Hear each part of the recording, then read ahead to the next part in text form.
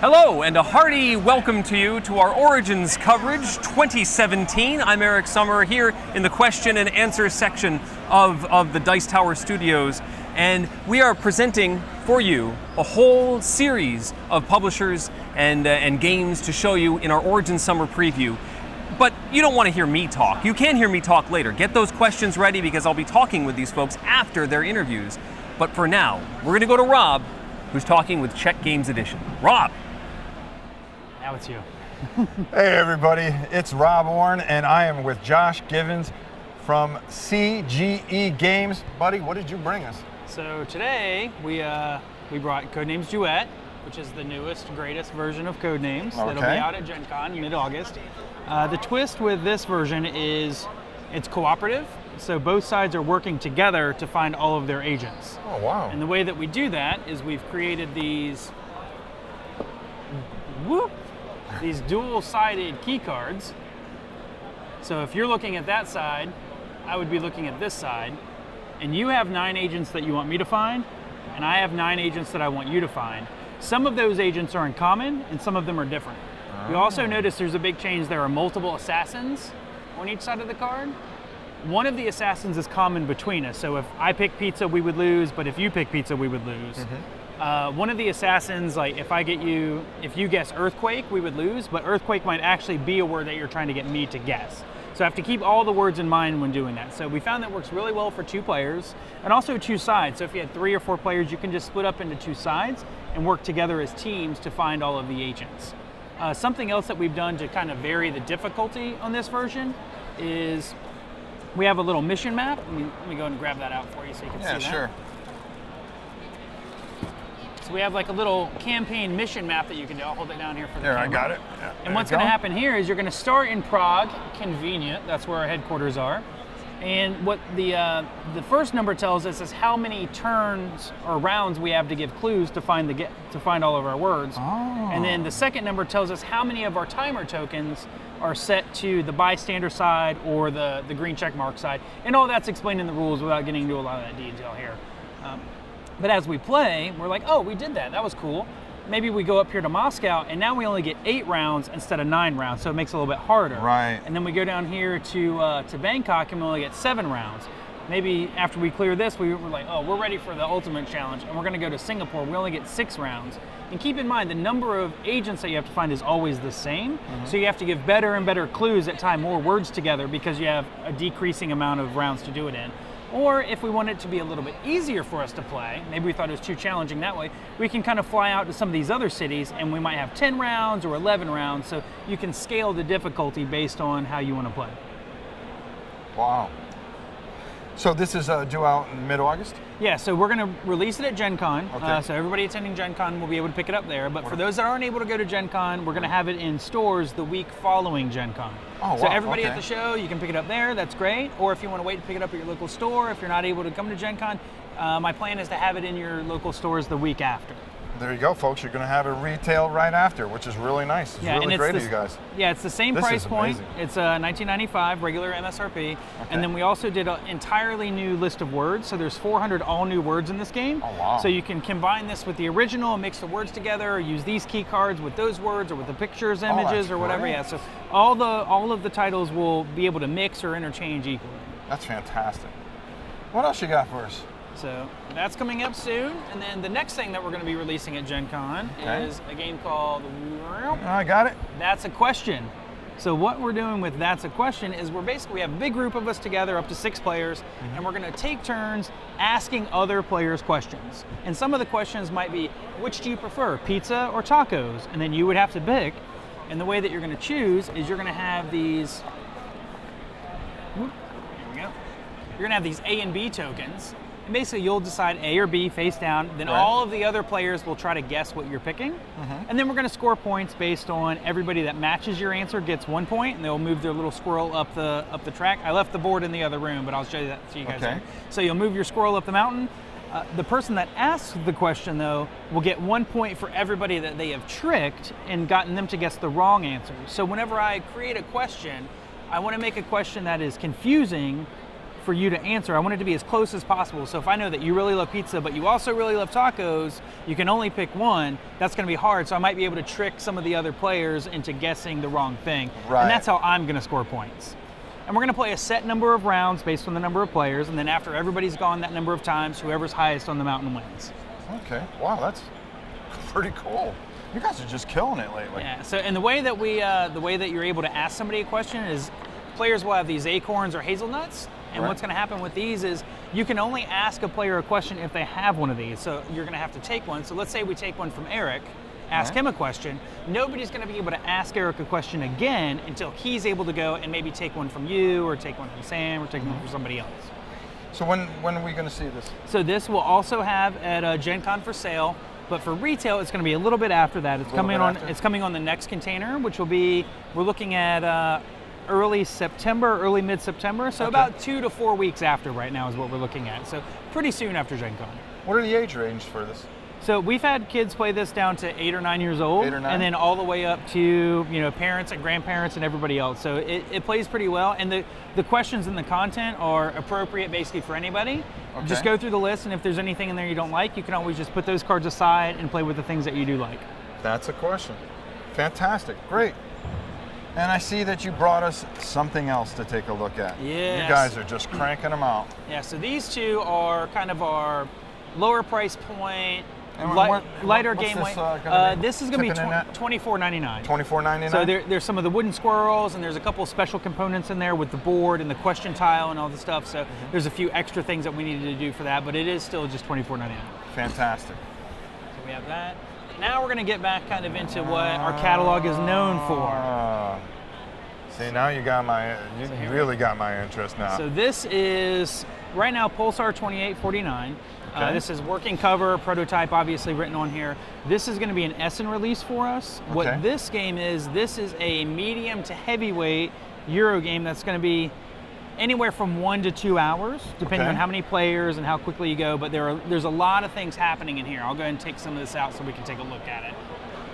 So on the side. Put that aside.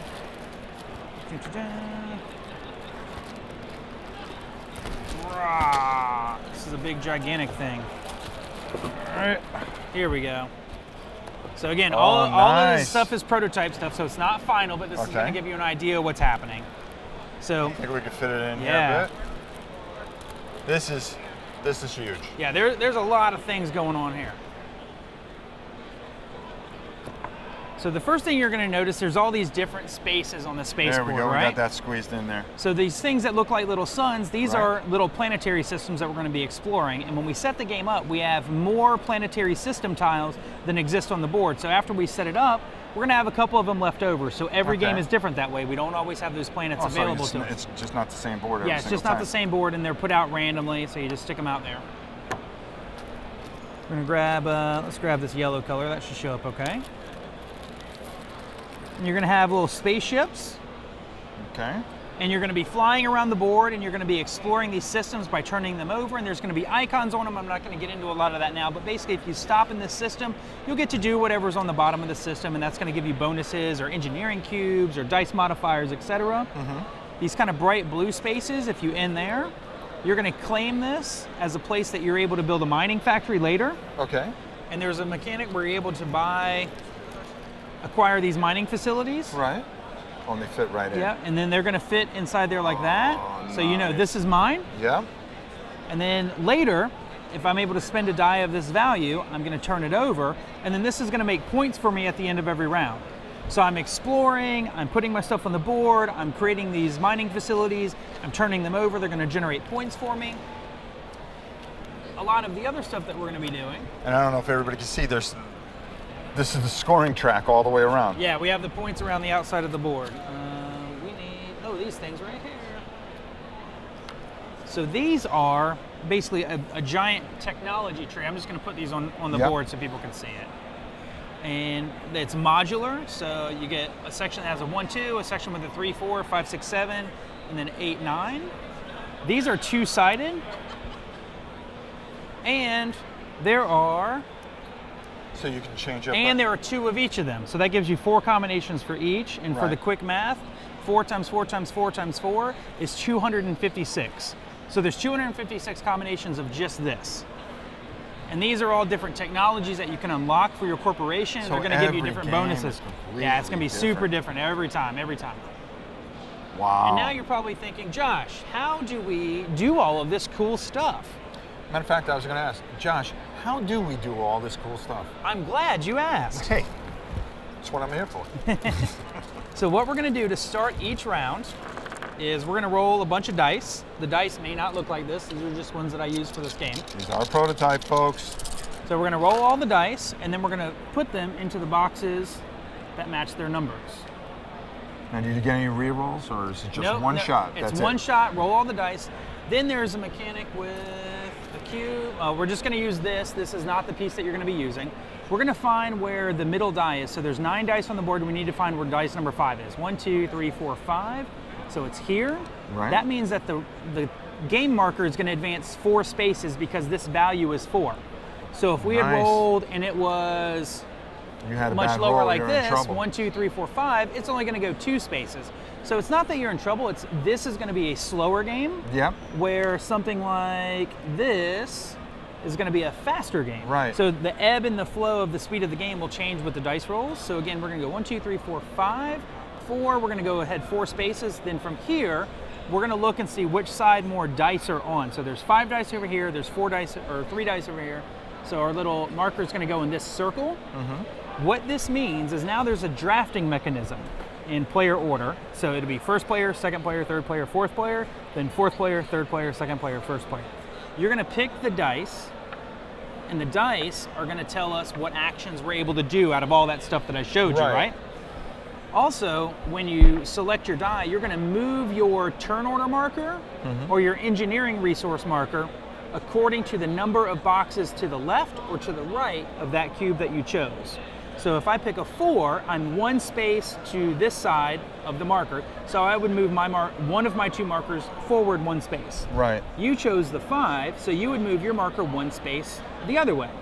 This track determines player order, so the further here you are, the sooner in the turn you go. The further back you are, the later you go. The bottom track is your engineering cubes. The further to the front you are, the more engineering cubes you're going to get. The further back you are, the less engineering cubes you're going to get.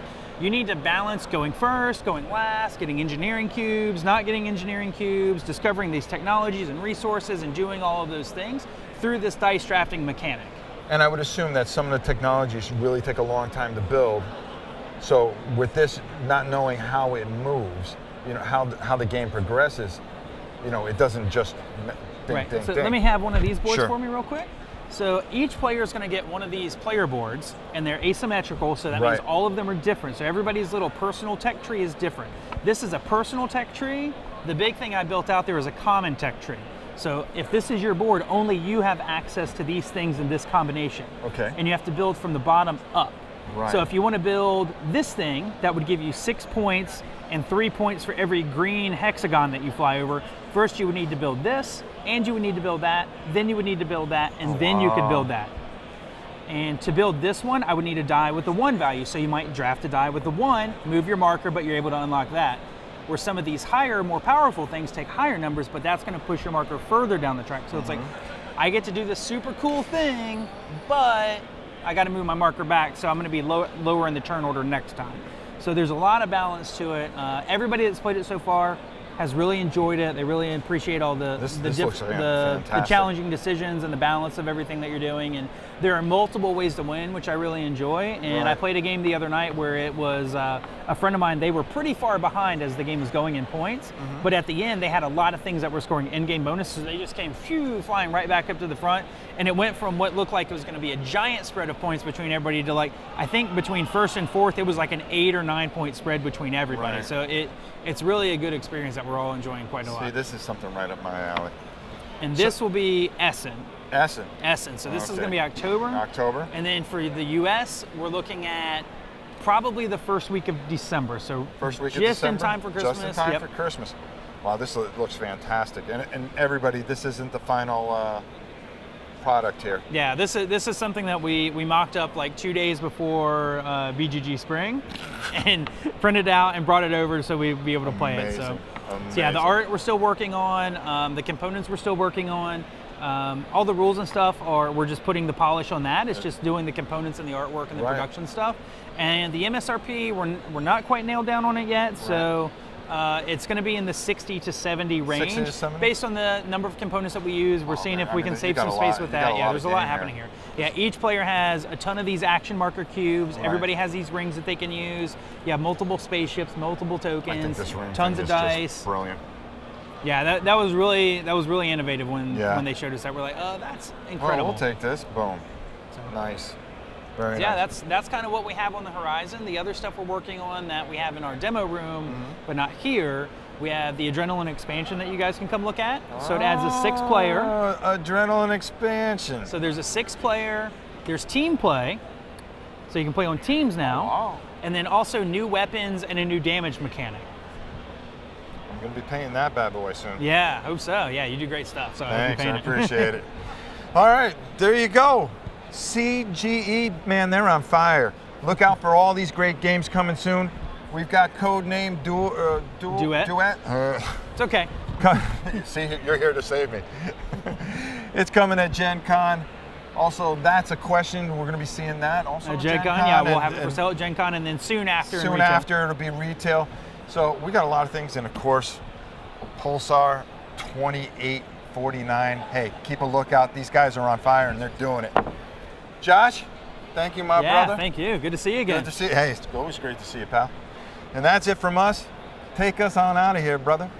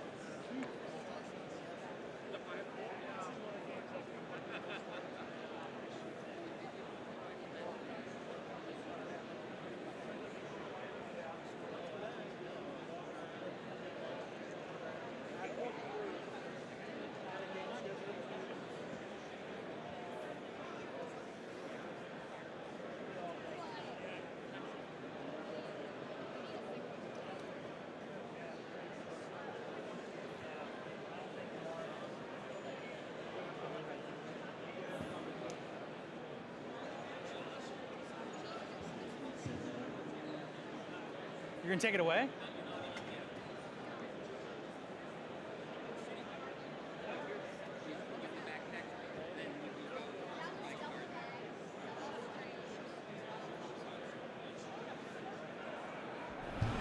Hey everybody, welcome to the question and answer portion of the stream. I'm here once again with Josh, and I've been looking at the chat, trying to get some of your questions and grill him. I'm going to grill him. Oh no, what's happening?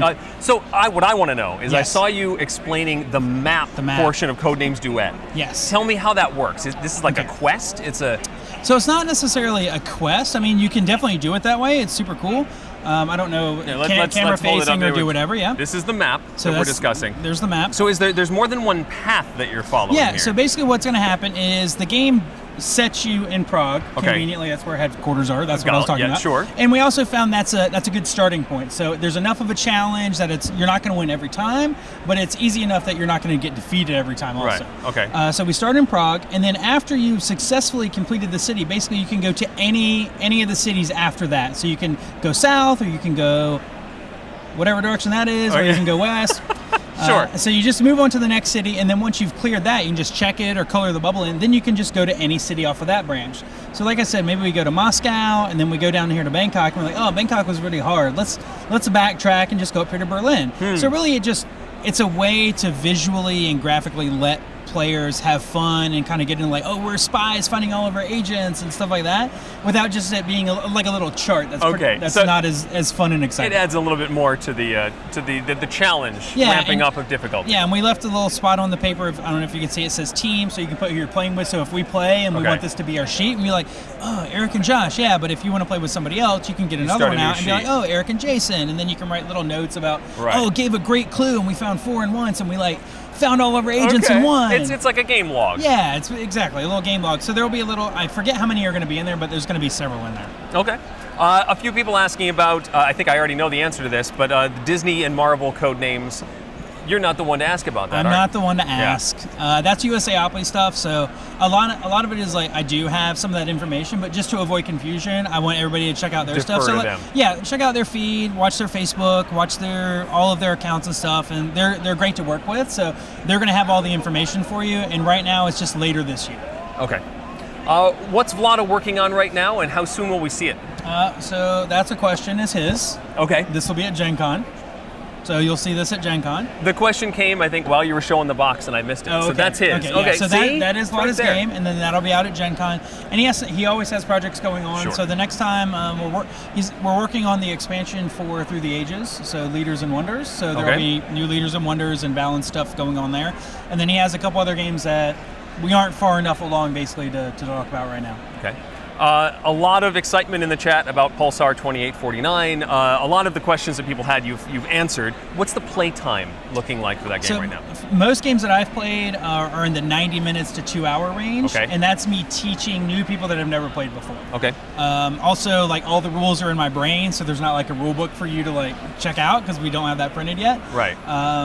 But it looks like realistically the playtime is going to be in that 90-minute range, less than 2 hours. All right. Depends on how much you think and strategize and want to plan it out. Like, I played a game that was 3 hours the other night, but we were all kind of hanging out, having a good time. Too. Right. Yeah. And you said heavy or mid to heavy. Mid to heavy. Yeah. There's a lot happening here, and you're going to want to do a lot of things, and you can't do everything. Okay. So. A few people talking about the Galaxy Trucker novel. Yes. Are there plans to make any other board game related novels? So Jason Holt, who writes our rule books, he's a great guy, great writer, won awards for his rule book. He wrote The Alchemist rule book, won awards for that. He came to us and he's like, hey, I'm writing this book about Galaxy Trucker. Okay. Is that cool? And we're like, yeah, sure. And he showed it to us and we were like, oh, this is super awesome. So it was just kind of like serendipitous that it happened. We don't have any current plans to make other books about board games, but it's definitely a cool idea and I think a space that could be explored, but it needs to be done in the right way. Now, I think what everybody wants to know, is there an audio version of the novel? I think there is. I'm pretty sure. I think he put it on Goodreads, might be a book place. I'm not really sure. I don't read that much. So, but yeah, just look up Jason Holt, who does all of our rulebook stuff, and his stuff has all the information about where you can get the book digitally. And if there's not an audiobook, I think he's working on one because I remember seeing that conversation. Cool. Anything else you can share about the Adrenaline expansion? So I shared there's 6 players, so there's a new figure. Okay. There is also team play with 3v3 or 2v2v2. Okay. We also have new weapons and new damage mechanic, poison damage. Okay. So there's a cool new mechanic for that. there's a different map that you play with, so you overlay the map onto the board already. So Okay. it changes the connections and the configurations of the rooms Yeah. that are better suited for team play. Okay. Because we were finding there were some not optimal spaces on the board, so we made the board more cohesive and better for that style. Okay. Awesome. Well, I think that covers what we've been covering here. And that'll be Essen that's also. it. Yeah, The expansions at Essen. Yeah, that might be what people are wondering Okay. about. So that'll be later this year, not at Gen Con. We covered the weight, the price of Pulsar. I think that's everything I've got on my sheet. Anything else you want to share? Where do people go when they want to find out more information about CG? About us, so Yeah. you can find our Facebook page, just Czech Games, or Twitter, Czech Games, or any of that stuff. Awesome. I mean, we're here. We talk to you guys all the time. Yeah. I'll be at Dice Tower Con in a couple weeks. Sweet. So come check out games there. We'll have Pulsar there. We'll have Codenames Duet there. I'll have all of our stuff there. So come play games if you're going to be in the area. It'll be awesome. Sweet. Josh, thank you very much for spending some time with us. Thank you for your questions, and we'll head over to Rob in just a bit. Thank you. All right, man. Thank you.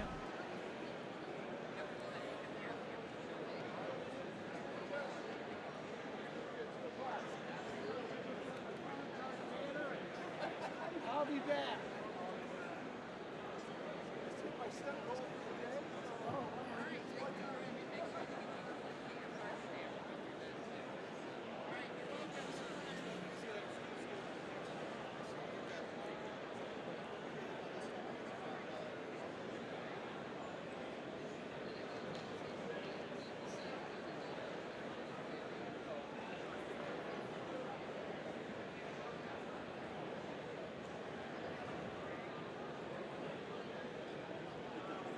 Hey, Eric, do you know where they are? Do you know where usually they're like right there?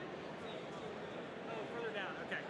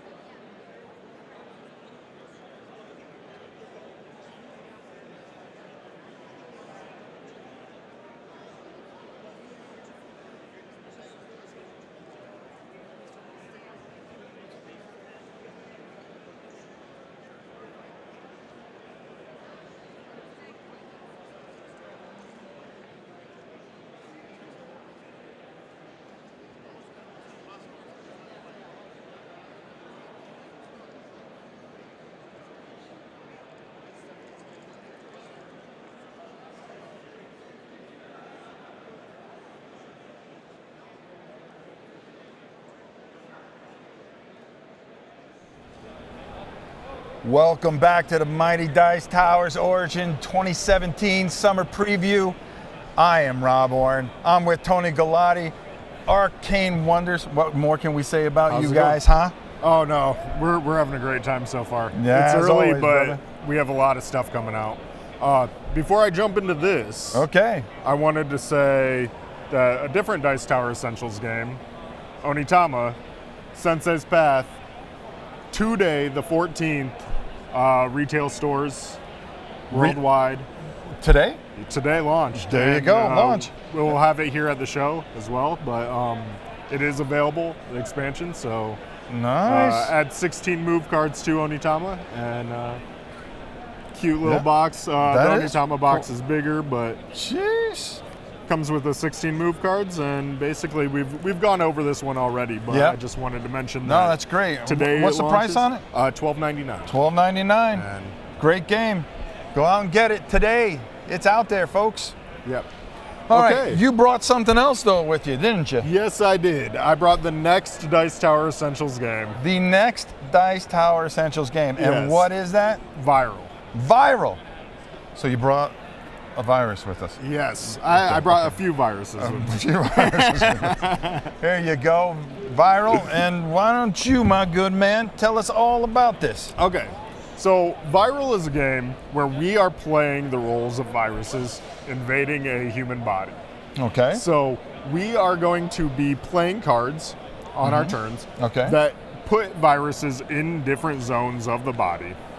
And Okay. basically what they do then depends on what the cards have on them. Okay. So,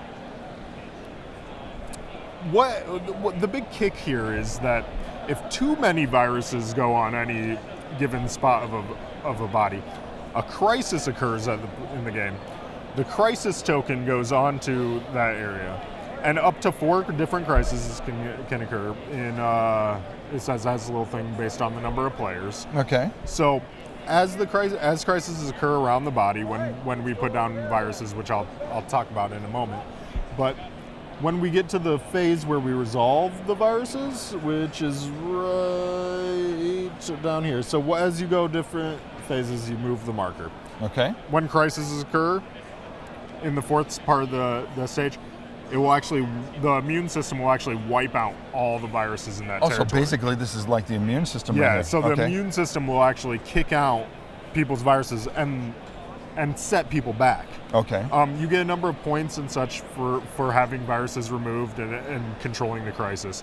But that's getting the nitty gritty. So what we're going to do here is very simply the game.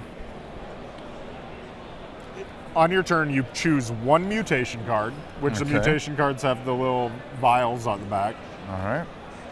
And you choose one location card, which has your little virus symbol on it.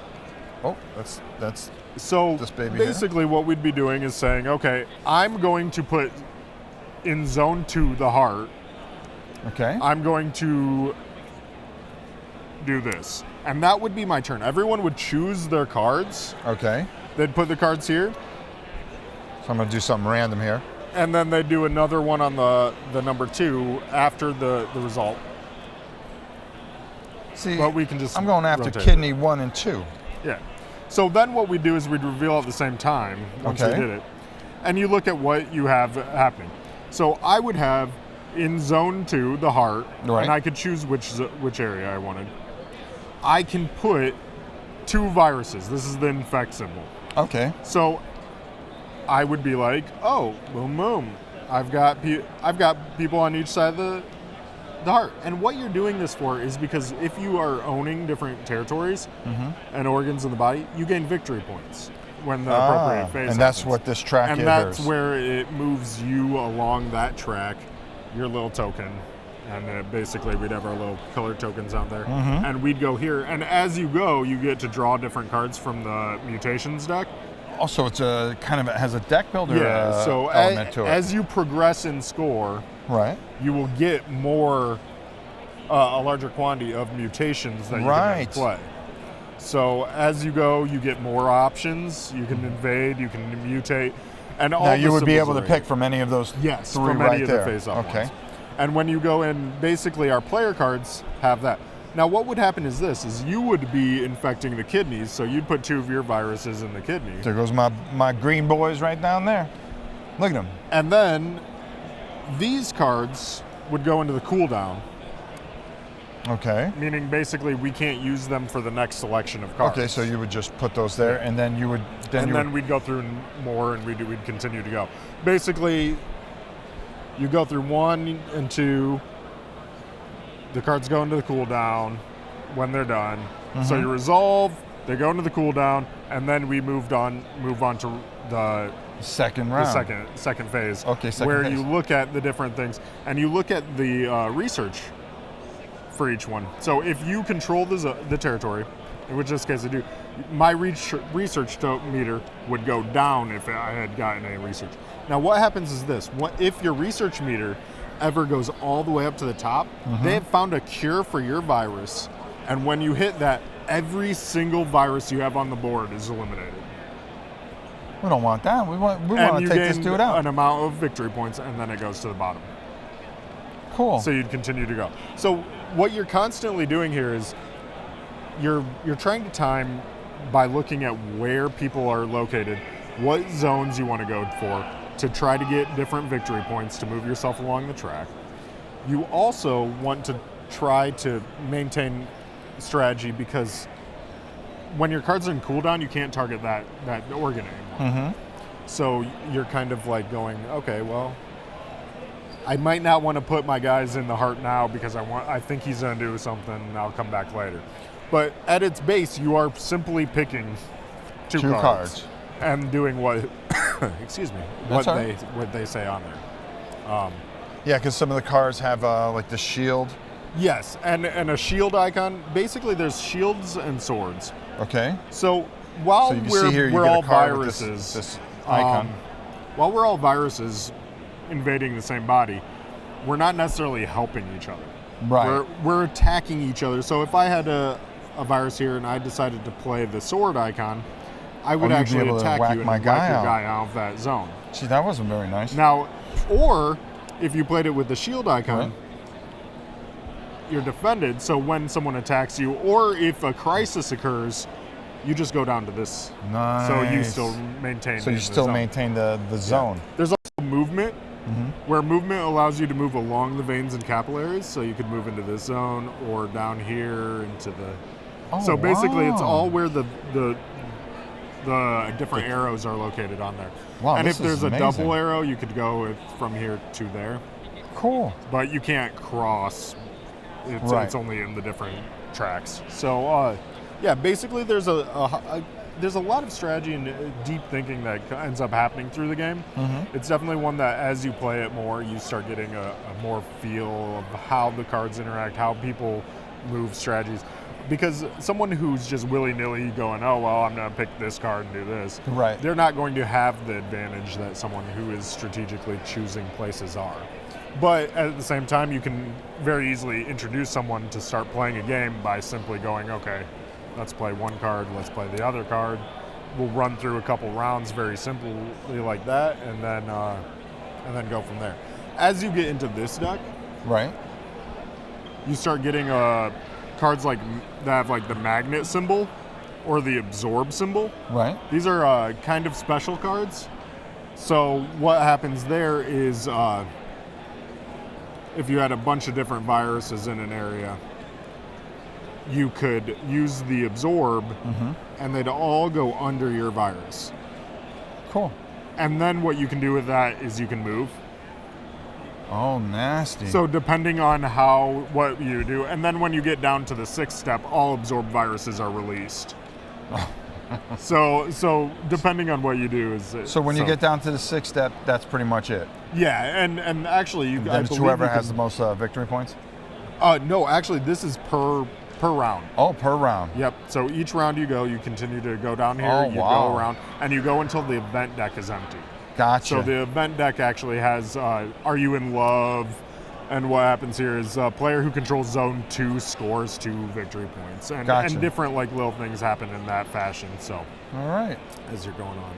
Wow, that's a great look at this. So when is this coming out? That's what I think everybody really wants to know. Okay, so Viral is coming out in August. Are we saying Gen Con?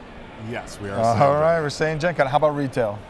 Retail will be August as well. Oh, great! So wow. we're doing we're trying to make it happen. Same thing that we did with Tony Thomas Sensei's Path, and bring it to retail and convention at the same time. Nice. We're running a number of promos, type promotions for Gen Con with Viral. Yeah. So there's I believe a Vasilius virus that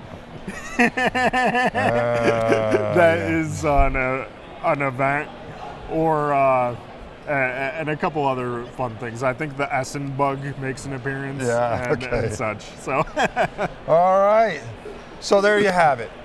Viral from Arcane Wonders. Oh, Tony, thanks again. Thanks so much for coming by, my brother. Appreciate having you here. And be sure to be on the lookout for it at Gen Con and the same day retail. Thank you.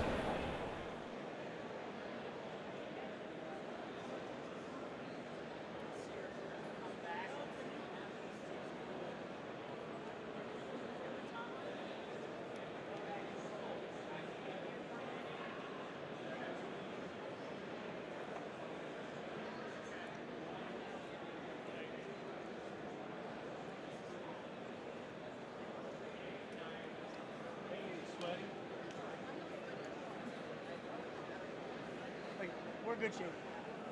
They're just things.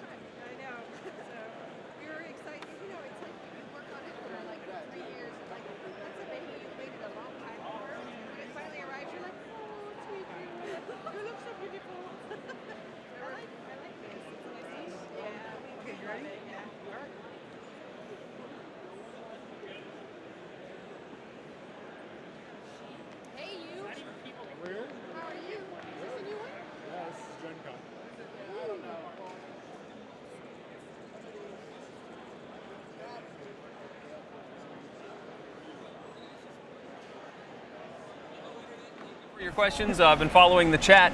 Just a few for you, not too many. One, Okay. What sort of alien creature is that anatomy in the Viral board? It's all spread out. Oh, it's a human body. Oh, so it's you just have like a 3D view. It's all just the organs. So you see the brain, the But heart then and part lungs. part of it's sort of off to the side, just so it's Well, easier the, to see. the intestines and the kidneys Okay. and stuff. Yeah, like instead of having them layered on top of each other, they're kind of spread out. Is there going to be a deluxe 3D version? To spin it I around? Not current. I mean, 3D printers these days. But Do you know what the MSRP is going to be on Viral? yes, the MSRP is $49.99. Okay. And you said that's August? Yes. Sheriff of Nottingham expansions. Yes, the Sheriff of Nottingham expansion is also coming out at Gen Con pre-release. Okay. Is actually going to be a September retail launch. Okay. And then asking Mage Wars Academy. Anything Yes. coming for that? Yes, actually, we have a pre-release here at Origins Okay. for the Force Masters expansion. All right. So we have Mage Wars Academy Force Master expansion is pre-releasing tomorrow. All right. We have limited quantities here. It will be launching retail in July, and then we have the Warlord expansion coming in August. Okay. So we have 2 Mage Wars Academy expansions hitting in July and August. All right. Yeah. That's what I've got. Thank you, everybody, for your questions. No, Thank you, Tony, for appreciate it. stopping by. I'm looking forward to playing both of these. They look fun. Oh yeah, we've been having a lot of fun. And Onitama, you said that's debuting today. That's everywhere? Yes, worldwide. And that's called Sensei's Path. I don't know if we got that in the Yeah, in the chat. Onitama Sensei's Path. It's a 16 move card expansion. Yeah. And basically, And there were 16 move cards in the original game, yes, too, so this it doubles doubles the number of moves possible. Excellent. And you can play it alone with the core game, just this set of cards, or you can mix them up and play it. Right. Does that offer like a different feel if you play with just these? Yeah, it's a little bit more advanced Okay. type, because the moves are a little bit more complicated. Yeah. So basically, when you're going through it, having just that expansion pack, it kind of ups the crunch factor when you're sitting there looking at some of the moves, because it's a little bit harder to anticipate your opponent's strategy and direction. Awesome. Tony, thank you very much. I hope you have a great show. Absolutely. Thank you for having me. Thank you for your questions. Oh, great. Thank you.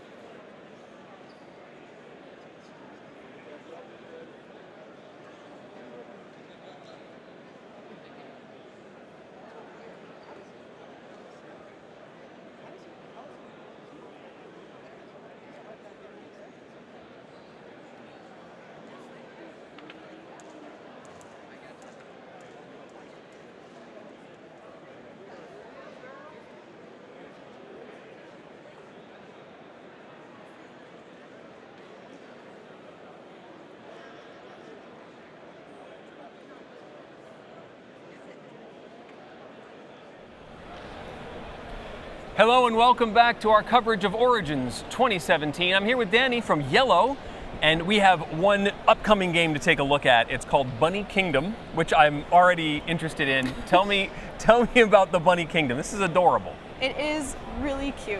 So this is our Gen Con release for this year. Okay. We announced it, I think, 3 years ago, so it's been a long time coming. Wow. Yeah. It's a Richard Garfield game, illustrated by Paul Maffayon, who did Welcome to the Dungeon and our Origins release, Arena for the Gods. Oh, okay, yeah. So the art's really dynamic, super cute, as we'll see. This is a drafting and territory control game. Okay.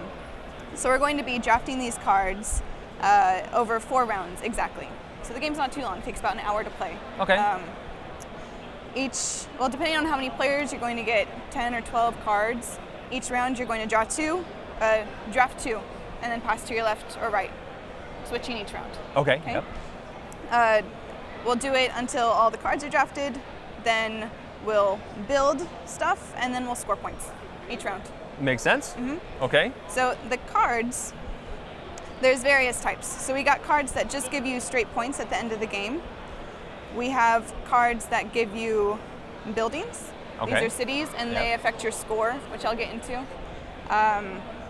We got sky towers, which are a different type of building. They'll make you adjacent across the board. We have camps, which are another building that lets you control spaces. Provisions, which is just an action card, lets you draw more cards. And then lots of secret goals. Okay. Okay. And is it just cards, or is there a board that we're There is a working with board. as well?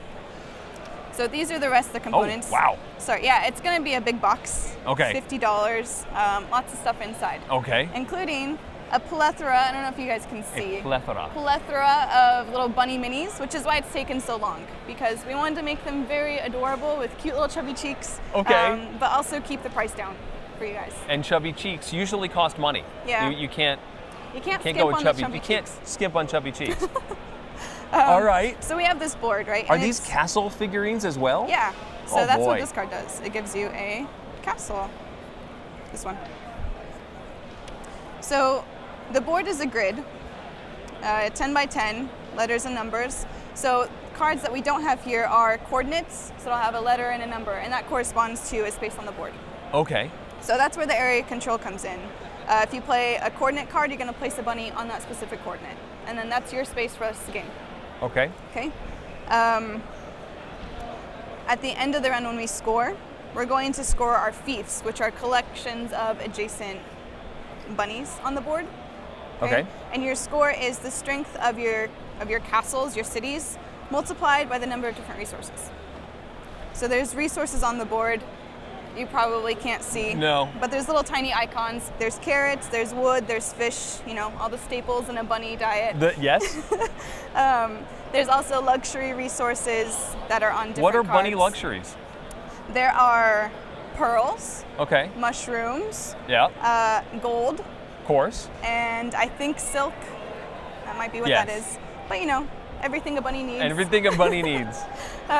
So you'll multiply the number of your cities multiplied by resources. Okay. And you'll get points every round. So end goal, most points wins. Yeah. Excellent. I haven't had a chance to play it yet, but I'm very excited. Yeah. Are you showing this off here at Origins, or is this still sort of in the background right now? This is all we were able to have. France has a lot of the bunnies. They I don't know. took That all just of them. sounds funny that Yeah. France is holding the bunnies. Handfuls of bunnies. They have not released them to us yet. Nope. Okay. So and we don't have the board yet to see how all that all I fits just together. have the rule book, but you can kind of see this is what it'll look like set up. There we go. That's probably terrible. No, the But- overhead camera can get a little bit of that. Okay. So if this is the point that this is at right now, how soon until we get to see Bunny Kingdom? Oh, it's at the printer right now. Okay. It's Gen Con. We haven't received our printed copy yet, so this is why it looks pretty dinky. But the art's final, the rules are final. A lot can happen between now and Gen Con. Yes. And so you should have stacks of these. Is it going to release to retail around the same time? Yeah, that's the plan. Okay. Release date, first day of Gen Con in stores and at our booth. Excellent. And then online 2 weeks later. Okay. Yeah. Danny, thank you very much for No showing us problem. Bunny Kingdom. Yeah. Thank you for watching.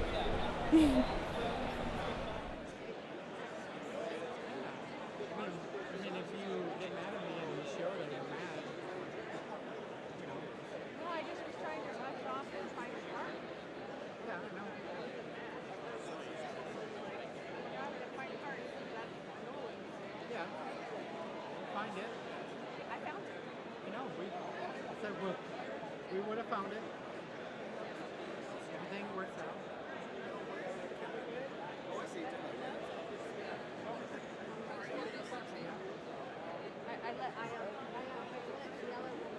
Yep.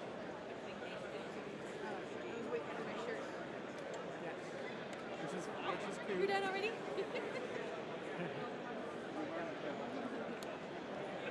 You need help?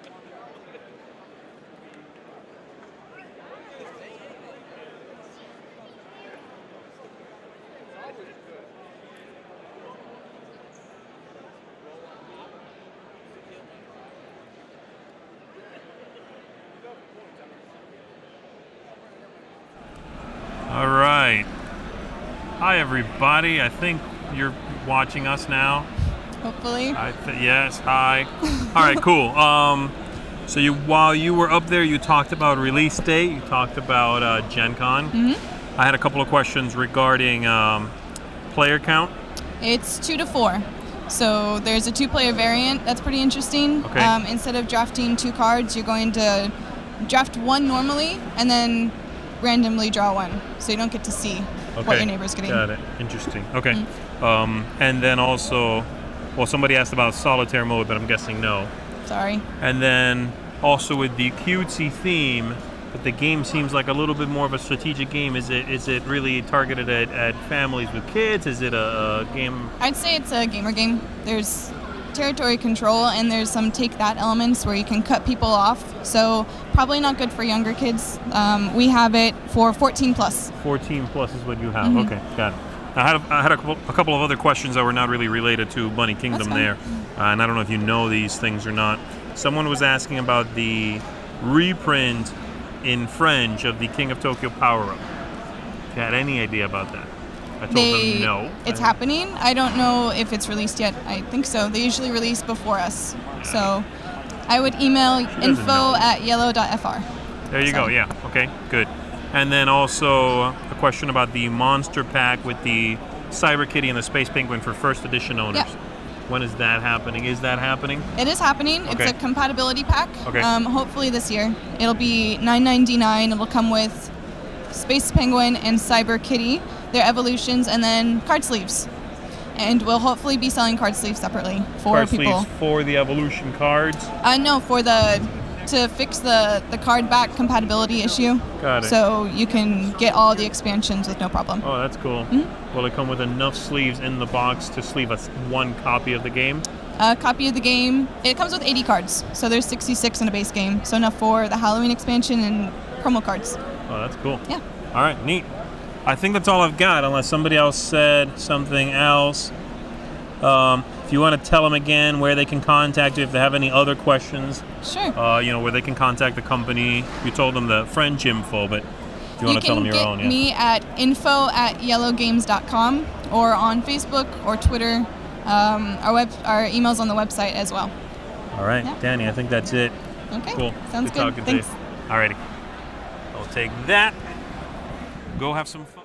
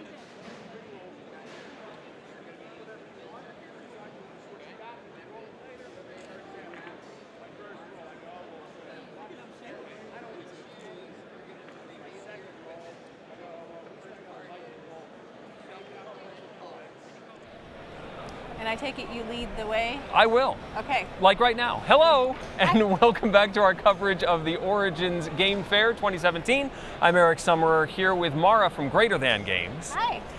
We have a bunch of stuff to talk about, We do. starting with 3 releases that we're seeing now or very soon. Yep, so the end of the latter part of this month, Okay. you'll see Spirit Island, Exoplanets, and then Laser Riders coming out, but then this is going to be our August release, Fate of the Elder Gods. All right, so give me a quick description of Spirit Island. So What's Spirit that one Island about? is a cooperative game where you're playing an island and there's invaders trying to come on your island and you're trying to work to fight to get them to leave your island. So you're the island, Yes. and you're saying get out of here. Yeah, absolutely. And you're working with the native islanders called the Dahan, Okay. who are, cooperatively trying to scare people away and destroy all of those invaders coming to your island. Excellent. And how long does that play? It can be about 90-minute play. Yep, Okay. Yep. And it's actually it's got a modular kind of board so that you can have a solo game actually, and so the board can be played as one solo player, or you can have up to 4 players with this version. So. Excellent. And that is by the end of June. Yes. Yep. Okay, that's Spirit Island. Yep. Now let's talk about Exoplanets. So Exoplanets is a game where you're trying to create a planetary system, and you're just trying to use pieces to create this great planetary system, and work with people on the table to try and prevent them from creating the planets. So, yeah, I've not played this one yet, Okay. but it's pretty great. This is the North American release of it, so it was a game that we saw. I think it was at Essen. A couple of years ago, and they asked us, did we want to do a Northern America release, and here's that version. It says 45 to 60 minutes, 13 plus, 2 to 4 players. Yep. This is the non-cooperative. Correct.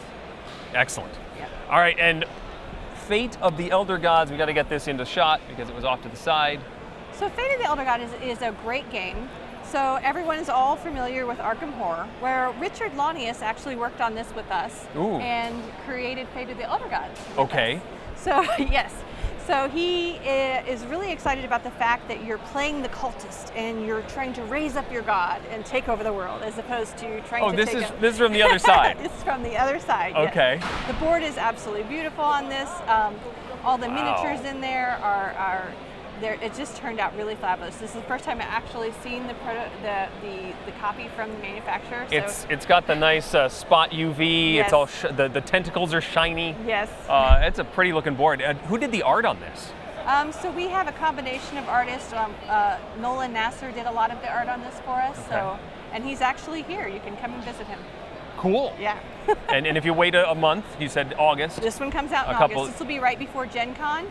And then last but not least, I don't have anything to show for it right now, but we have Sentinel Comics RPG coming out. Ooh.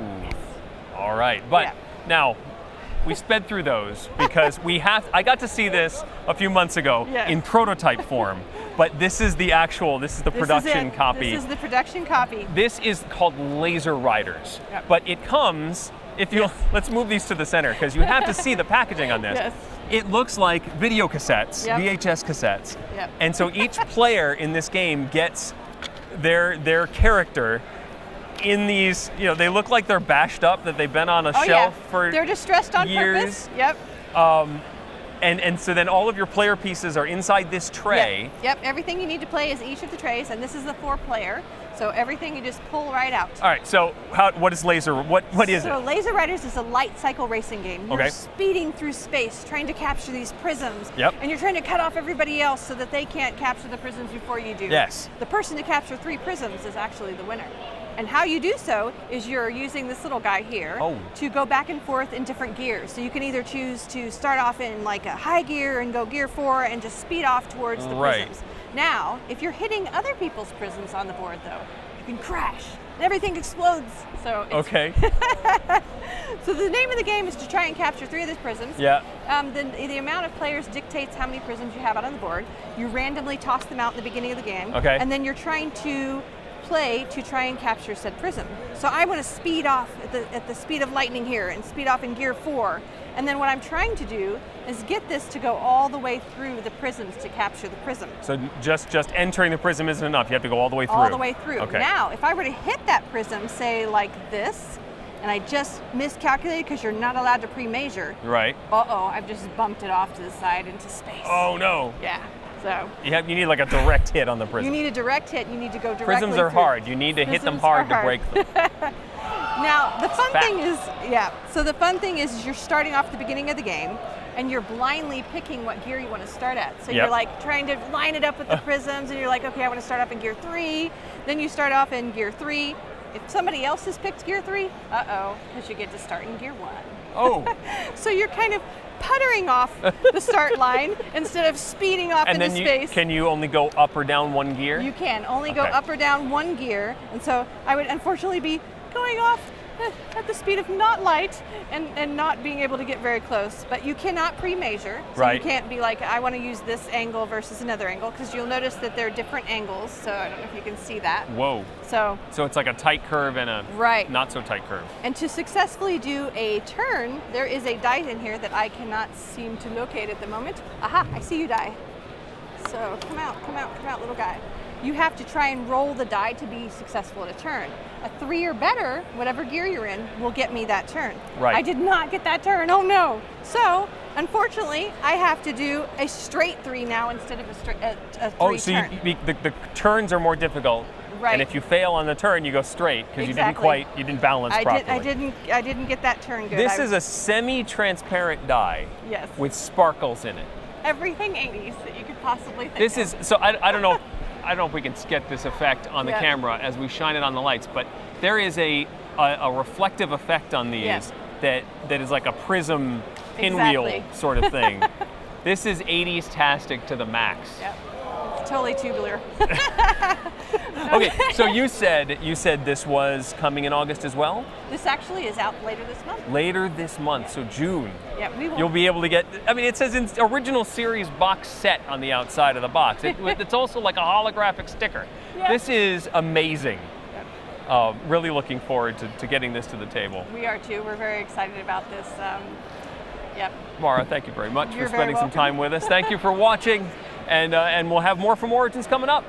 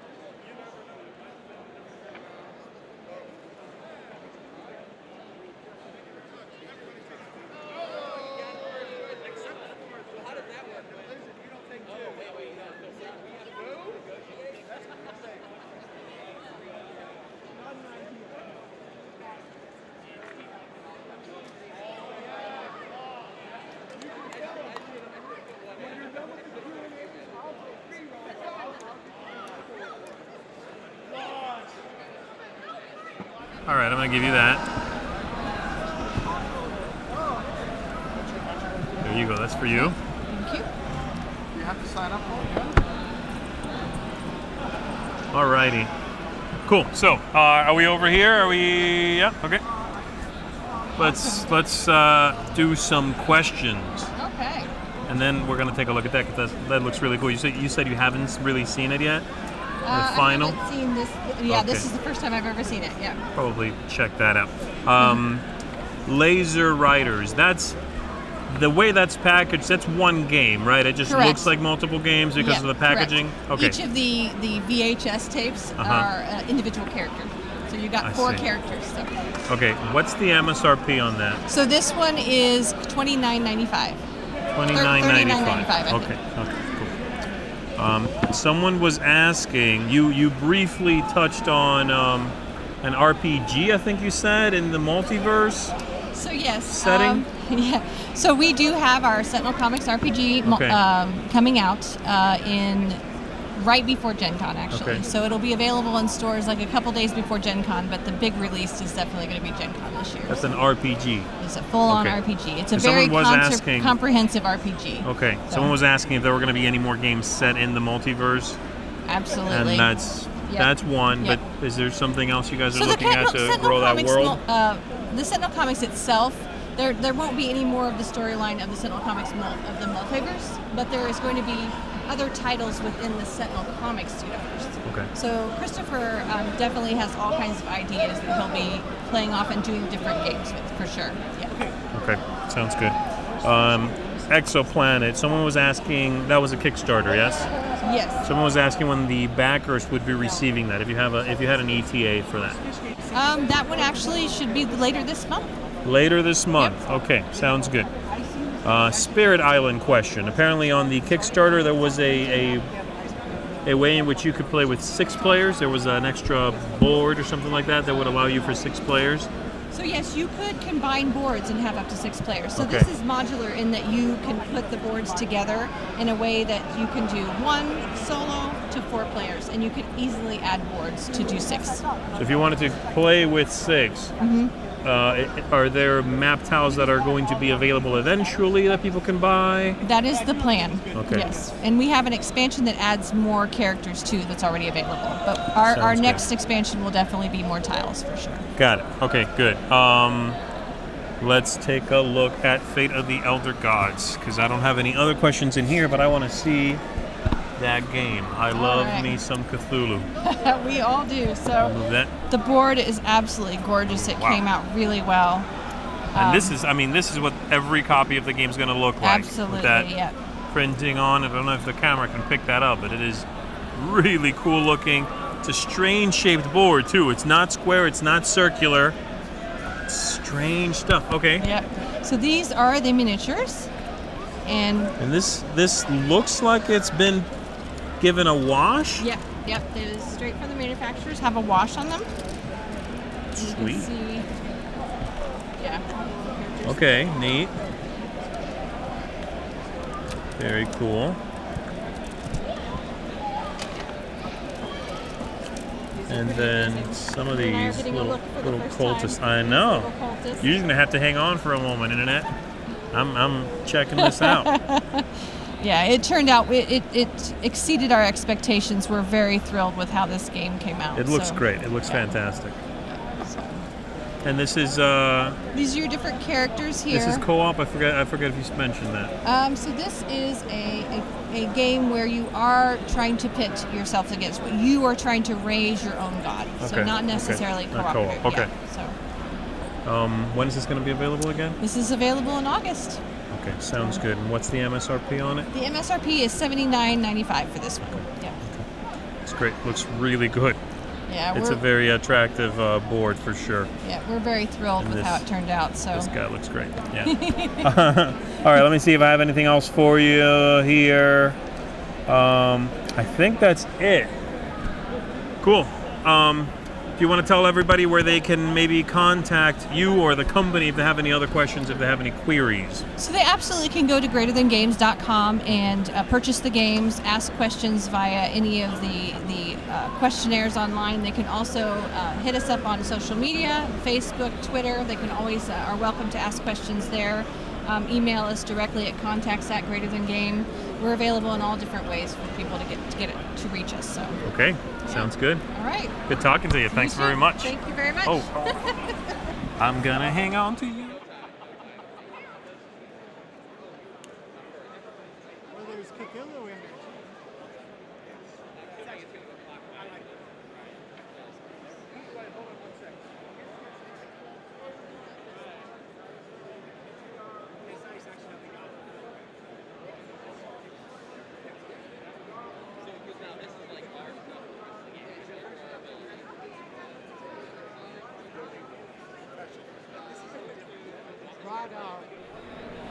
Hello and welcome back to our coverage of the Origins Game Fair 2017. I'm Eric Summerer here with Stephanie from First Fish Games, and this is Get Off My Land. Yeah. It's a very evocative title. What are we doing other than getting off each other's land? So you're rival farmers, Okay. and you're trying to clear land and plant crops and livestock to build income. Yeah. And the farmer who gets the most money is the winner. So you can take each other's land. You can, move your farmer around to borrow stuff. To borrow things? Yeah, Okay. exactly. So are we starting out, is this the initial setup? Yes, this for is a a two-player game. Yeah. With 4, does the board get bigger? Yes. And then you would start at like different corners Yes, or something. correct. Okay. Yeah. And some of the areas are forested, and some are knocked down, deforested, Yes. and some are fenced in. Yes. Okay. So Yes. what are we doing? So the reason we set it up this way is so that on your very first turn, you will have the option to do every action available. Okay. Yeah, so we found that when we didn't have it set up this way, everyone was just doing the same exact things every turn. You would sort of ramp up to open up your options. Yeah. So this so you has kind all of of them. wasted the first or second turn. So Right, we just just jump kind of right did it into for you. Then you now have every option on this little action card, so you can choose. Okay. So What are those players- options? What are we doing? So you can log, which would be flipping one of these tiles to reveal the other side. Whenever you flip a tile, you draw fence cards. Okay. And there's stuff on the other side of them. Yes, every tile is going to have something on it. Okay. That will either give you more income, more cards, just extra cash, or just Okay. yeah. And then you can once you get your cards. I'm not sure if you can see it. We can see a little bit. So what do the cards do? There's an action section and a fence section. So if you wanted to play the card for fences, you would just discard it and then take your 3 fences and place around a tile. So it's either an action or a certain number of fences. Correct. Okay. Yeah. And then if you wanted to do the action, most of them are pretty self-explanatory. So that's you would just this play your it. second option is to Yes. play a fence card. Yeah. Okay. The third option would be to go to market. So on this market track here, there's a corresponding price for each card. So say I wanted to buy these pigs, I would pay the $2. Yep. And I would get the pigs, but they would come in face down because you buy baby pigs, they need to grow. Okay. So I would place them face down. And then on the turn track over here, every month is a turn, Yep. is a round. And once we pass these icons here, this icon row, Yep. anything with that icon is going to grow up. Okay. Pigs are meat. Yes. And so they would grow up. So they would grow up. And now, every turn, the top number is income, which you get every turn. Okay. And then the bottom number has to do with the last action you can do is harvest. So you would flip it, get the $10, and then you have to wait for it to grow up again. Okay. So some cards have an ongoing income and then a harvest. So you can kind of decide if you want to keep going with the income or you need cash now. Right. You flip it and get Okay. the money right away. But the stuff that has an income doesn't require an action. Yes, it's every turn. Okay. Yeah. So once you get closer to your friends here, Yes. Then they yell, "Get off my land!" right, you can play a fence card. Let's just use one of these. Let's say I play that fence card, and I'm gonna want to take over your land over here. I'm gonna go in and move a fence Oh. to try and take this over. Okay. Now on these cards, you'll see that there are bullet holes Oh. at the top. And you need to play a total of 3 bullet holes to defend an attack. So right now, you're gonna go over. Okay. So you're gonna have to discard these 2 cards and you're gonna say, get off my land. And you kick me off. So I would take my fences back and you have now defended. Yep. But your opponent just spent all those resources. Exactly. Okay. Exactly. So it is a tough choice because you're spending the cards you really want to use in order to defend. So you kind of have to decide whether it's worth it or not. Okay. And can you only deforest areas that you own? Do you have to fence it first? If it's open, you can do it. If it's fenced, the other players cannot log You've your protected area. it. Yes. Okay. And we play the full year. Correct. Yeah, so you'll go through every month, and there's this little frost symbol here. That means all crops will die. Oh. Any crop, so it has a little sprout symbol. Mm-hmm. anything on the board is going to get discarded, removed from the game. Gotcha. It's winter. Yep, of course. It's true to life. Yeah, exactly. Yeah, it's very thematic. We made it as thematic as possible. Okay. Yeah. All right. Age range for this? I would say like the game says 14 plus, so in order to really understand all the combos and mechanics, I would say 14 plus. But Okay. we've had younger kids play it too. All right. They just don't have as much like full strategy as someone older. Okay. And how soon do we get to see this? We just sent off files to the manufacturer, so we're hoping to ship by November. Okay. So yeah. End of the year, hoping. Fingers crossed, Yeah, end of the exactly. year? Okay. Yeah, so files are sent. It's out of our hands now. All right. So if somebody is watching the stream and wants to find out more information, where do they go to learn about First Fish and Get Off My Land? Our website is firstfishgames.com. There should be a link to our pre-order page. Okay. You can go and pre-order right now. And yeah, all the information should be on our website. Excellent. Stephanie, thank you very much. Thank you so much. It's Get Off My Land. This is your first game for Yes, First very Fish? first game, yeah. It's the first First Fish Yes. game. Exactly. Okay. Thank you for watching.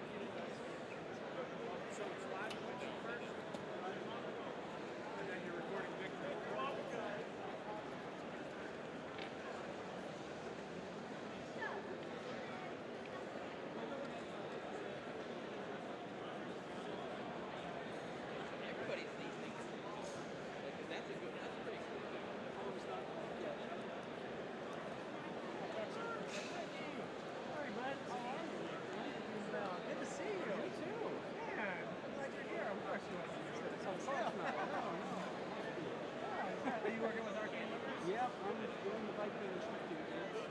I've been over there for 10 to 3 o'clock each day. But this time you've been working out, you didn't have to wear costumes. Just kind of show up and show a little cat. There we go. Oh, you're doing the other game. Yeah. Awesome. So, I haven't been heard that. Have you been much heavily on the game table? Okay, that's cool. It's, yeah, I'm very excited.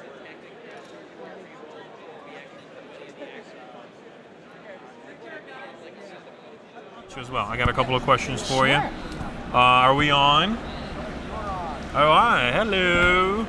Okay, cool. So, let's see. Not a lot of hard-hitting stuff. You're good. And the internet wanted to make sure that I told you did a really good job up there. Okay, thank you. So, don't be nervous. You've got this. Okay, so was this game on Kickstarter? It was. That already yeah. happened. Okay. Yeah. When is it going to be available? So we're hoping to ship from our fulfillment centers in November. So hopefully soon after that it'll be in stores. Okay, cool. We're still working out distribution and all that. So. Okay, sounds good. Player count? 2 to 4. 2 to 4 players. MSRP?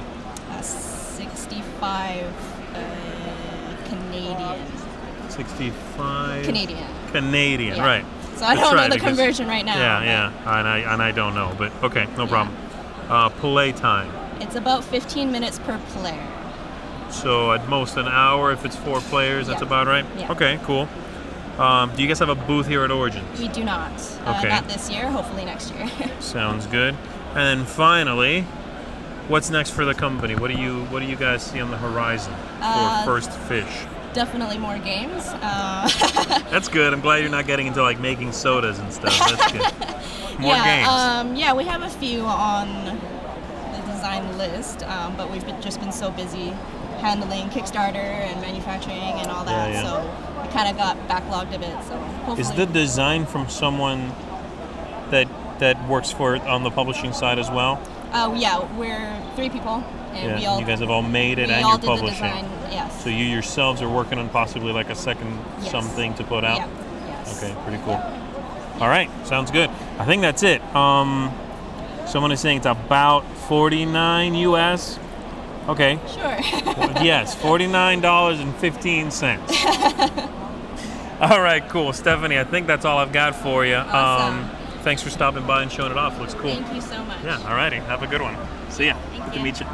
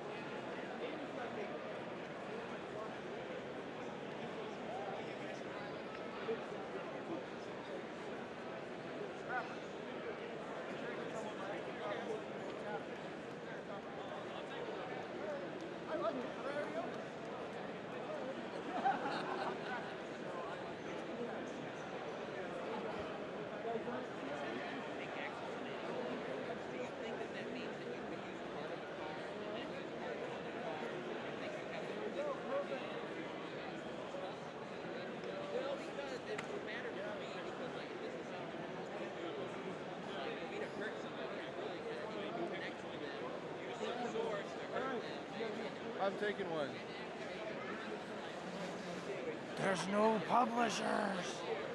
A little bit.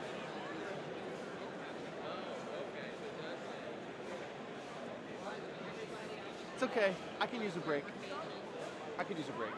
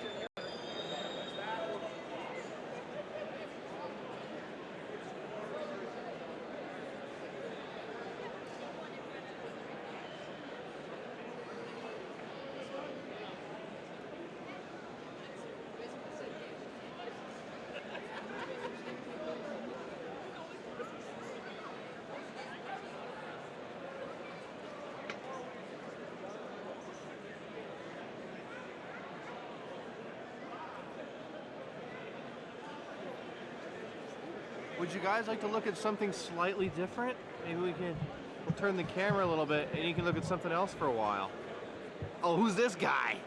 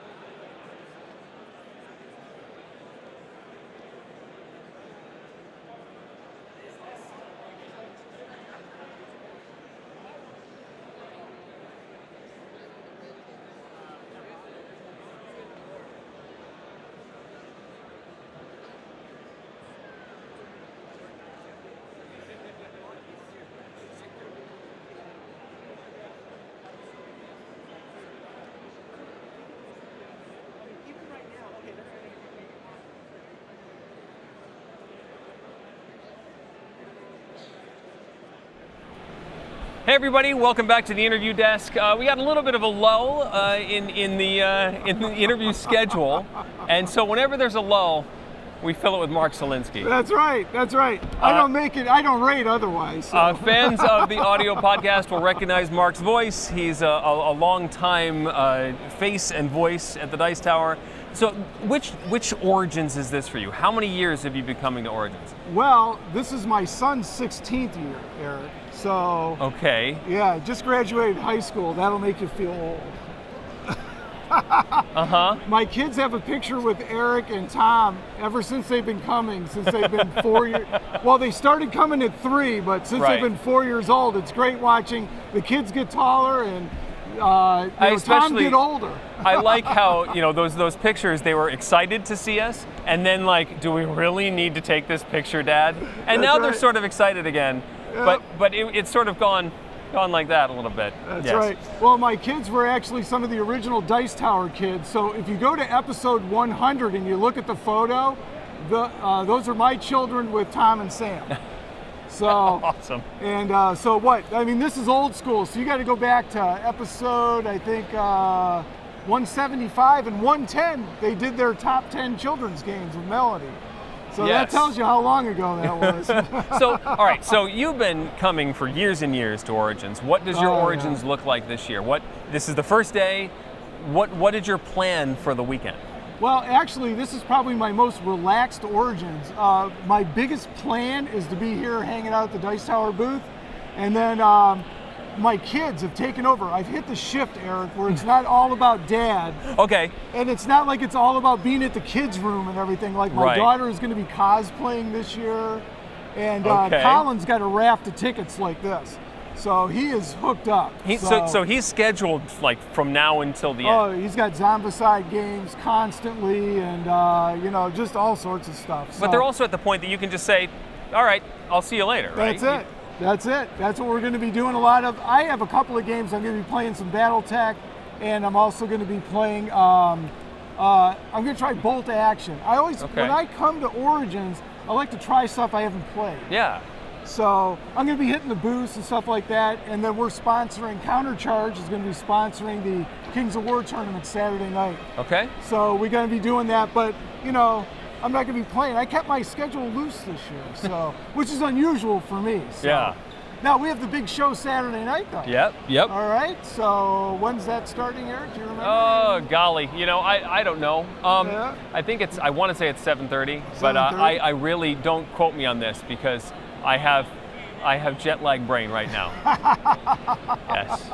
I arrived about an hour before I went on camera. So yes, I'm not an authority on this right now. There you go. So Eric hasn't been here much longer than I have been. So it's Wednesday. And you know what's exciting about it this year? This year it really seems like this gaming hall has really taken off. This one, this has always been sort of a weird, like, soft opening for Origins. Wednesday, some booths were still setting up in past years, and it was almost like you were invited to be part of the setup. But this year, this place is hopping. You look around, yeah. This is a lot going on right now, and it seems like there are events and there's activity, and the exhibit hall doesn't open until tomorrow, but this feels like there's stuff going on right now. And these are all the sponsors, right? Right. So these are all the sponsored booths. So, I mean, this place is hopping. I stopped by the Games Workshop booth, and they've got people lined up to do demos, and Stronghold's busy, and CMON's packed. I mean, they got a huge space here. So, coming on Wednesday is not dull anymore. It's definitely worth your time to come on Wednesday. It has picked up, and I've been given a lot of razzing from the Dice Tower crew for not showing up until this morning.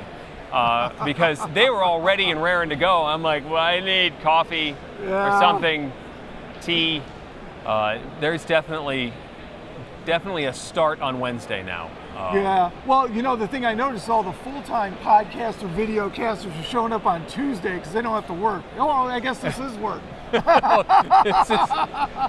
Yes. So, I mean, and that's it too, I mean, this is a lot of fun, but there's a lot of work that goes on here. So I thank you and Tom and, Rob Orrin and everybody that's here, helping out. And, it's fantastic. If you're coming to the show and you're just watching this as a warm-up, we've got a lot of the promos out and stuff like that. It's great to see everybody and just kind of chat. A lot of your Dice Tower people are here. Yeah. If you want to chat with them and stuff like that, so it's a good time to come in. What has caught your eye so far? What is like the must-see thing for you at Origins this year? My must-see thing? Well, I'm going to must-see Warhammer 40K 8th edition because I got on the hype train. Okay. So I got to check that out. And then, you know what? I don't know yet. I really don't know yet. For me, waiting. I have to play Century Spice Road. Okay. I mean, it just seems like everyone that I know has already got a copy of this and is just flaunting it all over social media. And I have not had a chance to even closely look at it. So having it here, I think I'm going home with a copy of that. Yeah. At least fingers crossed. I won't get a chance to go over to the exhibit hall until I get a break. Hopefully they'll still have copies at that point. Well, I'll come over and give you a break, Eric. Don't worry about it. There you go. The other thing is, though, it's just the acceleration of how games come out in social media. It's like it comes out, it was already announced, all the preview copies have gone out, you've seen it already. Yeah. On to the next one, So, and then it releases, and it's like, so oh, wait, yeah, we talked about that a month ago. So it's hard to say it's my most anticipated game because you've already, it's like flash in the pan. That's been the biggest change in the industry that I have seen, and I really want to see how that plays out at Origins. Okay. That's my biggest thing I want to see. And you know me, I'm going to be looking for the diamond in the rough. You bet. What is the walk star? What have Yes. I not seen on social media? What is not gone yet? So, all right, Mark, I got to say goodbye to you now, but All we'll catch up with you later. We got Mr. B Games coming up in just a few minutes, so There stay you go. tuned. I see Sean over there. Awesome.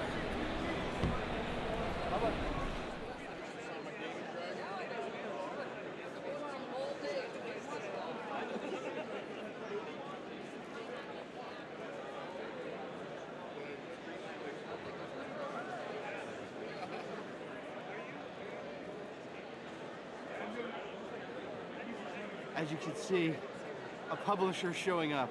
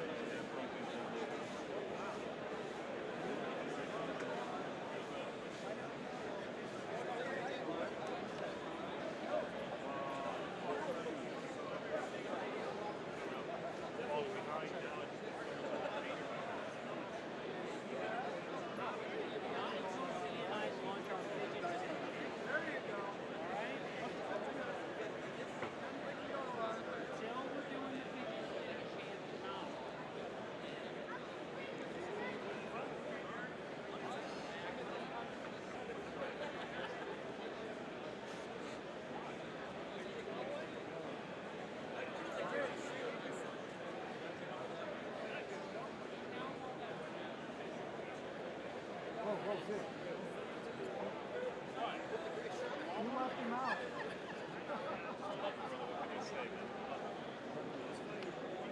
It's all about love in the dice tower. I'm all a cuddly cat. Now I'm angry again. Dang, man, you on the good work I just did. See, I'm happy. Look at him as well. Look at This is nothing usual, right? I gotta put this down. Yes, somebody gave me. I got a wild goose chase looking for you guys. Well, like Tom said, Hulky, and I gave it around here, and somebody said, no, this is C. And so I started walking that way, and I went outside and I called meeting room C. So I went all the way down there, and some guy pointed me upstairs. So I went upstairs, and they're like, serious? Yeah, I've been upstairs with 50 pounds. I'm like, oh my God, where the hell is the dice store? So they're like, no, D's actually in the back of C. So I came back down here and walked all around. I thought you were going to go back there. Or is that competition? So out the front, I started walking over. You gotta pick this thing up and Broke start out walking more around. sweat doing this one. The whole group. Tom said you guys were running a bit ahead of schedule, so he said get over here as soon as I could. Yeah, you can go after him. Okay. All right. Yeah, it might be good because I might expire before that if I wait too long.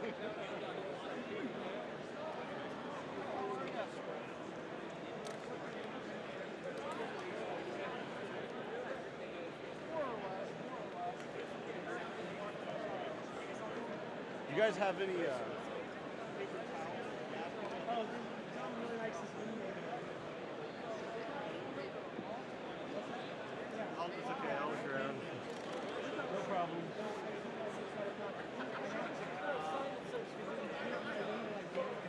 There you go. How's it going? I'm Mike. Hey, I'm Greg. Nice to meet you. Nice to meet you too. We were on at 3 o'clock. Tom said you guys are running one head though, if I came over earlier. You might put me on early, so I'm flexible. What happened is, you guys are very set up right here. Yeah, we were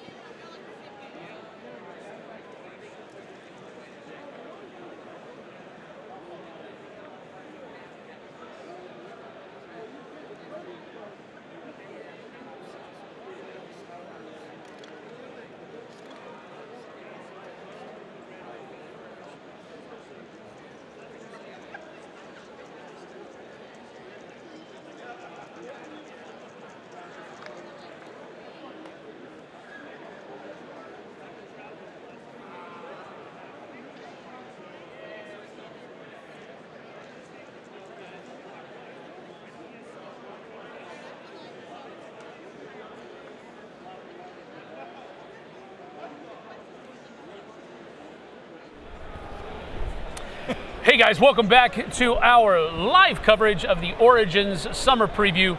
You're watching the Dice Tower. I'm Sam Healy. This is Sean Brown from Mr. B Games.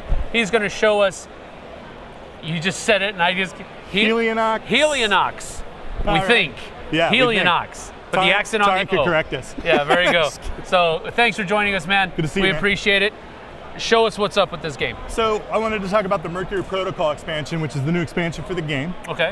We actually just went live a couple days ago on Kickstarter. It's already like 3 times over its funding, which is awesome. Bonus. We're reprinting the core game for people that missed it. It's a very underrated, pretty cool little system that we always plan to do more expansions and things for. Very cool. So we're doing a deluxe version right now, which will include the base game and the expansion. So what I wanted to do is give you a quick rundown of how the base game works and then show you some of what the expansion adds. Very cool. All right, Let's so hit it. The base game's your typical deck builder, 10 card, starter deck, right? Gotcha. What's going to consist of is it's going to consist of mineral assets, which are like your currency, your basic space buck. And you make a quick space buck, right? Yeah, there you go. And then these sentinels, which are defenses. So Okay. every time, essentially what we're trying to do is it's really fine line of cooperative. We kind of need to help each other, but not really. Gotcha. It's still, I need to win by getting Yeah. the most points. But what's happening is these are the planets in our solar system, and there's going to be bad things happen to them via events. Bad things, and man. they could shut the planets down, which would be Oh, bad. that's and not so good. for us to get rid of them, we got to play defense, Okay. equal to whatever the threat level is, and then it can go away. Okay. And I could do it all on my own and take all the points, or you and I could cooperatively, I'll do Okay. 2, you do 1, let's split the points, right? It's Gotcha. up to negotiation. So Understood. that's what a basic deck is. And then what makes your deck unique is Sam had 2 special cards, I Extra had 2 cards, special yeah. cards, and the icon here denotes one of the 4 different types of things in the game that you can draft into your deck. Okay. So I'm already geared towards transportation because I have the rocket. All right. These 2 cards will give me some kind of thing. So some people like to theme their deck. They like to just stick to movement. Other people like to diversify. I have- gave you a defensive. Let's I'm see. sorry. I gave you the These guys. the tech, the cybernetics, the operatives. Cybernetics. All right, Right. cool. So you shuffle those up, and you got yourself a base deck, right? You draw Yeah. 5, just like any other. That's innovative, man. What's I don't know what different you're here in this one, though, is you can play any, all, some, none. Yeah. Whatever you keep, you actually get to keep in your hand, and you just draw back up. But you Okay. always draw 5 and then discard. So kind of gives you a little bit of hand movement. So you don't draw up to 5, you draw 5, and then you can discard something. Right, if you that kept gives you stuff from something time better. to time, right? Gotcha. Exactly. And so you can play 2, 3, 4, whatever you wanted on your hand. You don't play All the right, whole hand. that's cool. And then the other twist is you get an architect. Everybody Special starts out with a abilities. guy. And we got these little cryo counters, those guys over there. We'll grab a couple of those. You just need like 4 of those. And so basically on your turn, if you would like, you can just put some cryo up on this character like this. And Deep freeze them? What? and the character will grant you a special ability. Okay. So like on this one, if I put 2 on there, it says I can discard a card and gain a shield. Okay. So I can just take something. throw it Mine in my says I discard can pile. move to an adjacent location. So yours is good for movement. So we're also deck building movement based though. So Okay. we're all going to start out with ships over here on Earth, and then for you to go to the different solar systems, you got to spend either movement cards or space box to propel yourself. All right. With you're playing Tiberius, his special abilities, he can just move without doing that kind of stuff. Cool. So you're going to be fast and nimble. I'll be able to sift through my deck quicker. He's That's a kind of warp our captain. Yeah, okay, that's and cool. of course, the base game has multiple of these architects. The new one will have even more architects, so even Cool. more variety. So something kind of cool. So All that's right. its basic mechanic. And then just like anything, you're going to play your cards, draft cards into your deck. But the twist is now you can actually move to these different planets. And we got some little ships over there. These little looking These guys spider-looking right here? dudes. That guy right there. Okay, go ahead. Oh, Oops. I'm sorry. So like These guys. that would be my ship. So now I have to decide, hey, do I want to move to an adjacent location with some of my money, or do I want to use my cryo to do a special power? While at a location, you can use its key access. So each planet grants you a power while you're there. Cool. So like right now I'm hanging out at the mining colony, and if I use key access, I just gain a buck.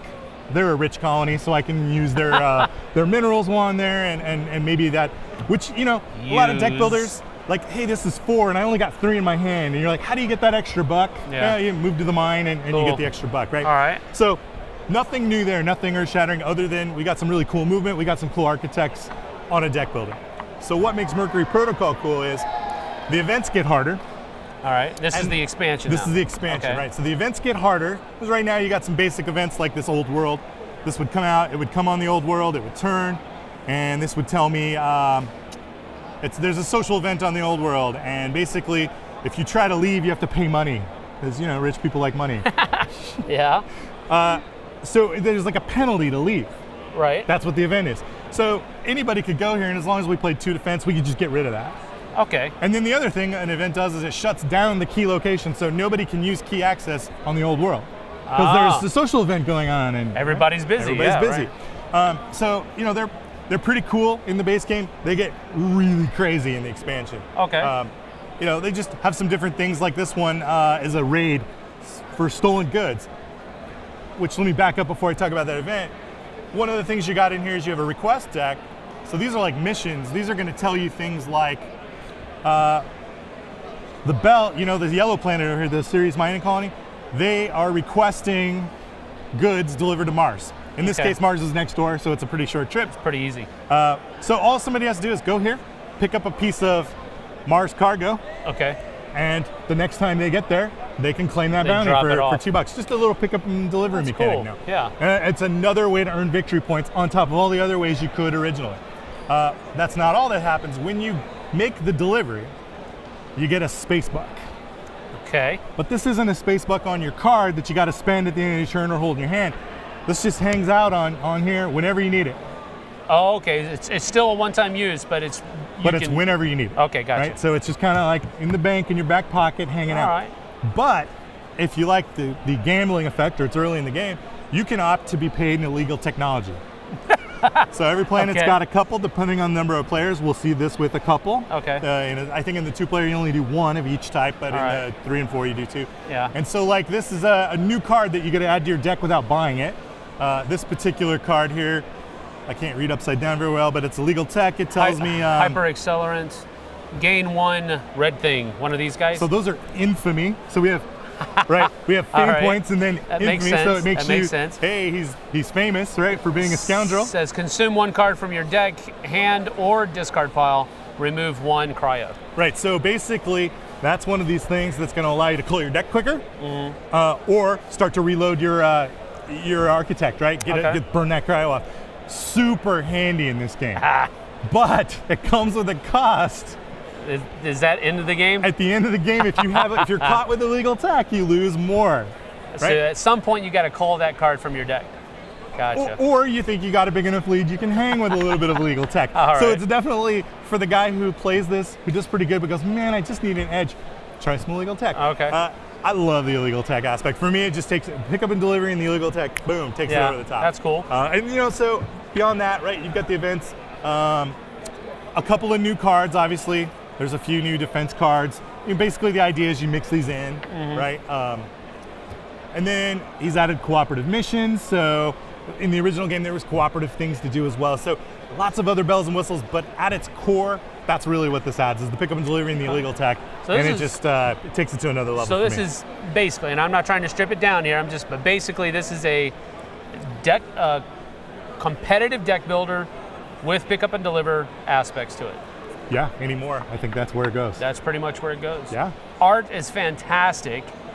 We were talking before we actually started recording, but this is a guy's first foray into artwork. Yeah.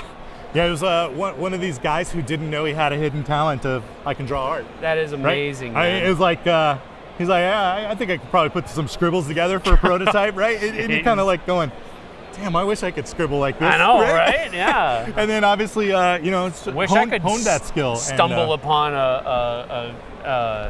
an ability like that in my own life. We got hidden abilities, right? I guess, maybe. Mine's like burgers or something. I mean, it's not artwork. Come on. Burgers. So me and Sam's hidden ability is we can find every smash burger. We can eat burgers well. That's fantastic, man. All right, man. Well, thanks so much, Sean, for stopping by. We appreciate it. Helionox from Mr. B Games. We're going to send Sean over to the Q&A here in just a few seconds. So shoot him some more questions over there.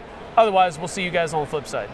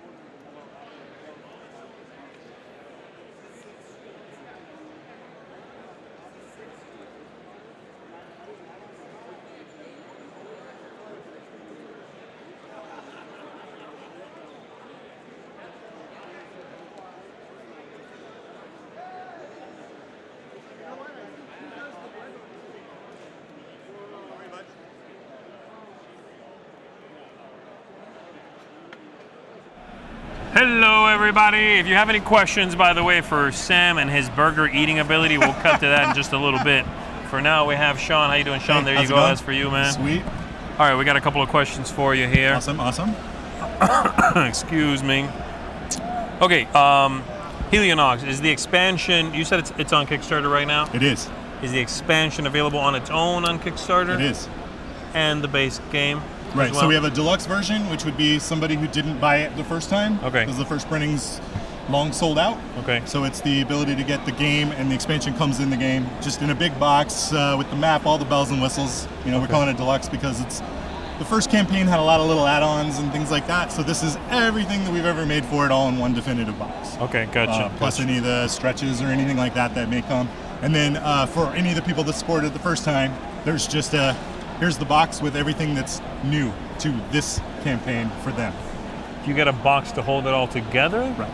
Oh, right, because okay. the new one's going to be maybe 3 times the size of the original game. Because the original game was just a couple of decks of cards and some tokens. And so we've added all kinds of garbage to it now. And so yeah, so the new if you're just pledging for the expansion only, it's just a box. But it comes with any of the extra cards or tokens or rules or anything that you need for the expansion. Is there a difference if I buy a base game right now on Kickstarter? Would it be any different from the base game I could get before? No. It's the same exact. Right. So the idea is if you already printing. own it in any capacity, you just buy the expansion. You're good. It's and pretty you can much take your original cards and just throw them in the box. Okay, cool. So that was that. MSRP for the expansion when it's out. So the expansion is not going to be out like on its own. It won't be for sale individually. Okay. We're just only going to because the SKU Helionox itself has just been out of print for a while. Right. So we're only going to offer the deluxe SKU. So eventually, if you back it now and you have the game, you can get the expansion and you're good. If you wait, you get the base game and the expansion, and that is the only product that is going to be available. Okay, got it. Makes sense. Do you have any plans for different languages? Currently, no. Okay, cool. And then final thing, just a little looking towards a future kind of question. Anything else you can tell us coming out from Mr. B in the upcoming months and years and decades? Months, years, decades. I'll go with months first. We're going long, baby. We're going deep. So in the coming months, Aviation Tycoon, which is like a pickup and delivery airline game from Ted Cheatham. That's like on the horizon. After that is a game called Hellenica, which is what is it? Hellenica. Okay. It's a ancient Greece kind of like big giant dudes on map miniatures game. So I'm hoping to do that end of year. That's probably immediate on the horizon. Next year I've got a couple of things in the hopper, but you know. Are those going to Kickstarter, those two, or? The Hellenica game will. Aviation Tycoon already went. Okay. So that's just in the processes of being made and coming out. And then here at the show we just got Madness at Midnight, which is our Richard Lanius Cthulhu-like game. Right. So that's debuting here. And something else is here with it. What's the MSRP on that one? On Madness at Midnight? Yeah. I believe it's $64.99. Okay. And this is the first show you have it at? This is the first show I've had it available for sale. It came out about a month ago. I think it shipped to backers and all that stuff. Okay. We put some of it out into distribution, but not much. What's your, you said you've already funded on this like 3 times over on Helionox. Yeah. What's the projected delivery date on that? I think we put it in for like, I have to remember, maybe January, February, something like that. And if things go just well. To be safe. Right, kinda, to be safe. Yeah. If it goes well, we'll try to get it out by Christmas. But, you never know with these things. It's, you think 6 months and it turns into 2 years. And no, we've never been any later than a month and a half, on anything we've ever done. So. Okay, cool. All right, sounds good, man. I think that's all I got for you. I'll let you go have some fun. No, I didn't get any hamburger questions. Sam only gets those. Those are just for Sam. It's yeah. jacked up, I'm sorry, man. We're like what's your favorite hamburger topping? Cheese. Cheese? Oh, are you gonna answer or just complain? I get. Oh, cheese. Got it. I thought you were like, geez. God, that was a bad joke. That was a really bad joke. All right. Good stuff, man.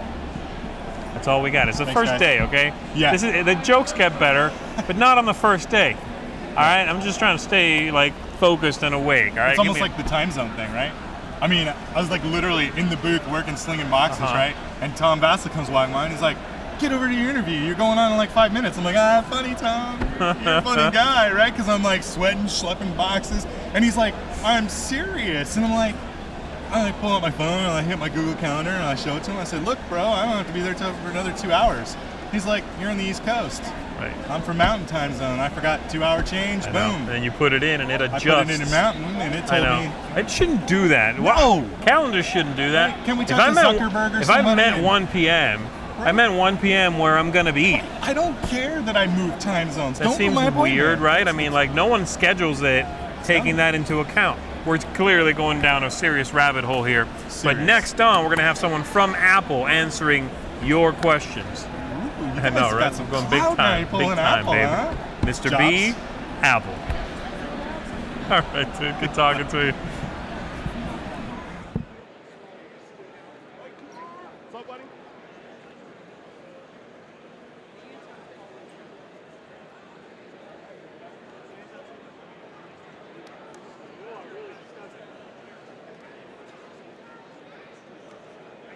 Some love, baby. Come on. Give some love, girl. I ain't got it. All right, folks, welcome back to our summer preview live from Origins. You're watching the Dice Tower. This is Sam Healy, and this is Greg Spence. Nice to meet you. How you doing, or Sam? see you again. From the Broken Token. And this gargantuan monstrosity here is Gloomhaven. Yes. So put the two together, you'll see what we're about to show you. Right, yeah, we have something pretty exciting coming up for Gloomhaven. We're real happy to show it to everybody. We've teased a few pics here and there, but nobody's really actually seen the organizer till now, so That's this cool. is kind of an exclusive. Yeah, we like those. Right. All right, well, you want to dig right into it? Let's crack it open, All right, man. so let's go. I'm sure everybody's pretty familiar with Gloomhaven and how large of a game this is. Yes. We'll do our best to get everything out here. It's presented a lot of challenges for us. There's a lot of components to fit in here. Right. Our ultimate goal was really to, like with all of our organizers, speed up the setup and teardown of this game. And I don't know if you guys are like me, but when my friends and I sit down to play, we're like, you know, how many scenarios can we fit in a night? Right. Before that one guy that everybody has in their group has to leave because he's got work in the morning or because, you know, he's got to go take care of the kid or something. Right. And we're like, no, one more scenario. So if you're like us, you know, anything that you can do to speed up the setup and teardown is going to let you do that one more game a night. It's like, can we do 3 tonight? Can we do 4 tonight? So that was really our goal with this thing. So we've got the top tray here. And I'll just preface this by saying this came with us in the truck all the way from San Diego, California. We're in Columbus, Ohio. And then I've hauled it back and forth to convention hall a couple of times. And this is the first time I'm opening it. So it's a great test run here. All right, so cool. We've got the first tray here that organizes all the tiles. And I'm not going to unpack them right now because that will take up some time. Yeah. And then underneath that, we've got the game board. And we've got the instruction manuals and the scenario rule book. And then we start getting into all the trays related to organizing this game. It's tremendous. So we've got a tray here for all the status tokens. And we've got another tray for health and for gold. And then we've got trays for all the pieces that you need in order to set up your scenarios. Now these are all organized nicely. I'm gonna have to stack some things up on top so that you can see them. These are all organized by type. So when you need a door or you need a wall piece, you can see it very easily. Where it is, They're not turned on their side where you got to dig through them. You Right. can see the visuals, you can grab it, and you can set up quickly. That's cool. That's really the goal. Then we've got, let's see here if I can pull everything out correctly. We got your card organizers for storing all of your item cards, plenty of dividers for organizing the items you've unlocked versus the items you've not unlocked. We've taken all that into consideration. And these are all sleeved too, Right. so there's plenty of Everything room in there. this here is sleeved. So then we've got your full-sized card tray here as well. Gosh. Then we've got a separate tray for all of the monsters. Make sure I can get that in there. So all of your monster tiles and all the I forget what they're called, the holders that you put the monsters in. All that's in one tray, so you can keep that very easy next to the table. So then we get into characters. Since there's so many characters in this box, we opted to store everything still in their original box until you unlock that character and you use it. Yeah. Then we made a cool set of trays here for your unlocked characters. And these trays allow you to store your character sheet, your, and we did have a little bit of shuffling, but That's okay. normal. And then yeah. we've got your cards for your deck, your attack cards, and everything else for that character can be held right here in the tray. So that's super convenient. So Yeah, it is. our plan is if you decide to switch to another character, you unlock another one, then you would typically take these components, pack it back in its original box, keep the 4 you're actively playing with inside these 4 character trays here. Yeah. Then we've got a holder for the miniatures. And then we've got a separate holder for the standee bases. And then a holder for the additional tokens that you need for setup. And then one of the coolest things here, and the one thing you'll have to give us a little bit of leeway on, we don't have the final printing of these tuck boxes yet. These are our prototype tuck boxes, so they're just in white. But these will come with the organizer, full color printed with artwork from the monsters on them and the names of the monsters on the top. So the cool thing about this tray is we looked at what others were doing out there in terms of storing monster cards and monster standees. And we didn't want to separate the cards from the standees, right? Because every scenario you're going to set up 4, 5, 6 monsters, and you got to be fiddling with where's their cards, where their standees, and that's one of the slowest parts of getting the organizer out. With our solution, you're going to have 30 tuck boxes, again with the monster names printed right on the spines of the top. So if you need archers, you find the archer box, you open it up, and then inside the box you've got your standees and your cards, so you're ready to go. So this makes it super easy for you to grab the monsters that you need and get them to the table. So again, these white boxes are not the final. The final will be full color printed. This is a licensed organizer from Cephalofair, so we're working directly with Isaac on it. That's and it really will have cool. art from the game, and it'll have kind of the name of the monster on top like that. I don't know if that's really very visible, but this is really key to setting up quickly. That's we really really think cool. people that play Gloomhaven, this is going to be a must-have. I mean, it's a lot, as you can see, but this game is tremendous. There's so many components. You probably cut 20, 30 minutes off just by having this organized Easily. like this. I mean, and the thing that's fun about the game, all the different scenarios, the downside is every time you reset and play another scenario, you're wiping the board, you're putting new tiles out, you have to find all new monsters. It's like setting up and tearing down a whole new game. Even though you're playing the same game, there's a lot of downtime between scenarios. So we really wanted to cut that down so you can play as many scenarios as you can in an evening. And we think we've really achieved it with this. We're really proud of it. Almost feels like a labor of love more than just like a business proposition. Yeah, oh, for sure. I mean, that's how this all started with us. Like, I never really set out to make this a business. I was just making things that I wanted for my gaming group, right? Yeah. And I didn't think that other people would be interested in the type of organizing that I was making, but sure enough, it was the same problem everybody else faced. And that's how we got to where we are today with these solutions. And we've been loving it. So like you said, it's a labor of love. We make it so that we like it, and we find that's the best way that the customers will like it. Yep, that's cool. Awesome. That is amazing. Now, how long does it take to put this guy together? This one, I have not done one start to finish in a sitting. I'm going to guess for this number of components, it's probably about, depending on your level of familiarity with our products, you're going to spend between maybe an hour and a half putting these together. Yeah, that's about right. It's like putting together a model. You know, most of the people really enjoy the time that they do put it together. It's a little bit of work, but once you get it set up, you know, people are really happy with our engineering, and it goes together quickly. Tuck boxes, are they going to come They assembled? come flat. They come flat. Yeah, So they're pre-glued, so everything comes together, you know, flat and glued. So I don't know if this is one of the close samples. This should be. So yeah, they're basically going to come to you opened up and flattened out. Okay. But they will be already pre-glued. You don't have to like assemble them or anything like that. Okay. They'll basically be like this. Okay. In the box, right? Gotcha. 30 of these. Gotcha. And there's 2 different sizes. There's a small and a large, and that way we can optimize the amount of space they were taking up. Okay. So yeah, it's going to be super nice. That's really cool. So when are you guys looking at as far as production and availability and all that kind of stuff? We think that this will probably be out in about 3 weeks, I would say 3 to 4 weeks. Okay. That timeline can change a little bit. It really just depends on our production cycle, but we're shooting for that 3 to 4 weeks from now. Okay. Definitely in time for before Gen Con. Before Gen Con. We'll have them at Gen Con, but they'll probably release right before it online. So okay. Yeah. Do you have a price point? Yeah, so the MSRP on this one is going to be around $79.99. Now we're still looking at that to see if we can tweak it down. It's one of the largest organizers that we've done inside the box, and we understand people are price conscious, and we always hear, well, that's the cost of another game, but this is not designed for the person that wants to play another game. It's like if you have Gloomhaven and you want to get through that scenario book, what good's another game going to be on your shelf, right? Like this is the one you want to get through. So this it's going to save you so much time for you and your friends. It's going to be well worth it. Gotcha. All right, man. Looks like you knocked it out of the park again. Thank you. Thank you. Thanks so much, Greg, for stopping by. Thanks for having us on, man. Appreciate Very much. it. We're going to send you over to Mark for a Q&A for just a few moments. We'll see you guys on the flip side. Thanks. Go ask Greg some questions.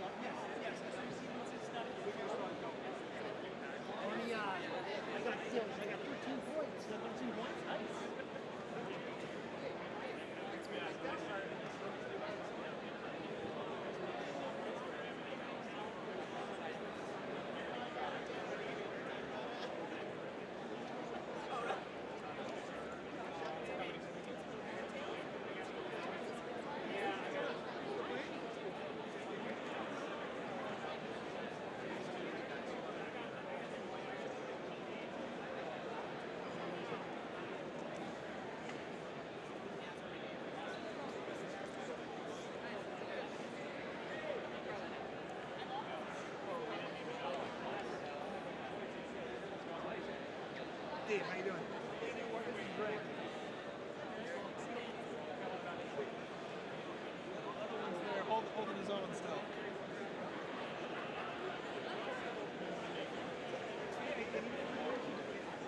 When my hands are free, I'll definitely stop by. So do you?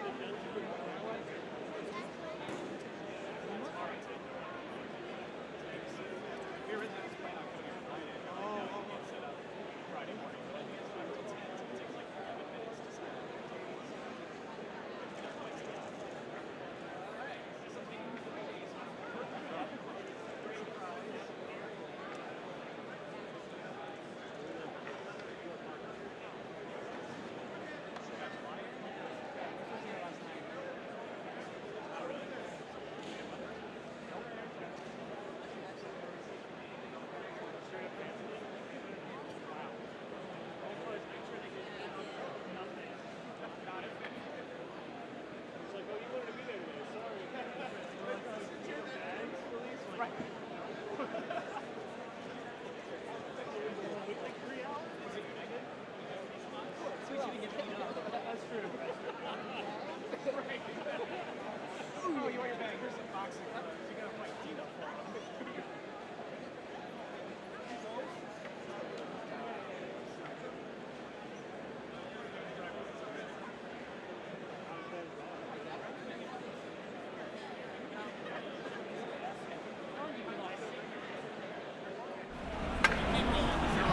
All right. Hey guys, welcome back to the QA. So I'm here with Greg from Broken Token. Should I use this? Yes, please. Hello. How are you, man? Good, man. How so are that you? Gloomhaven insert looks pretty amazing. Yeah, it's pretty crazy. A lot of people are asking, is it going to work for the second printing of Gloomhaven? Yes, it is designed to be compatible with the second both? printing. Yep. Okay.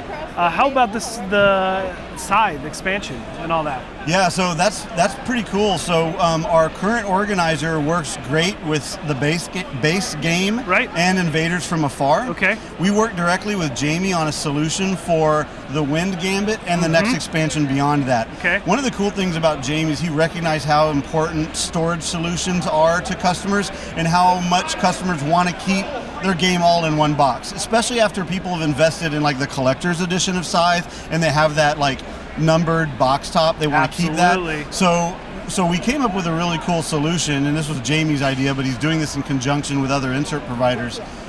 He's designed an official box, a Scythe box, that's the same dimensions but taller, and it'll take your existing collector's edition top over the top. So since it's the same footprint, all of our existing organizers that people have already bought will work for it. We'll be creating an extension organizer that goes in there with it that will hold the Wind Gambit plus his last expansion. Oh, great. And so we actually have a final plan that will work. Anybody who's already invested in the Scythe organizer can continue to use it.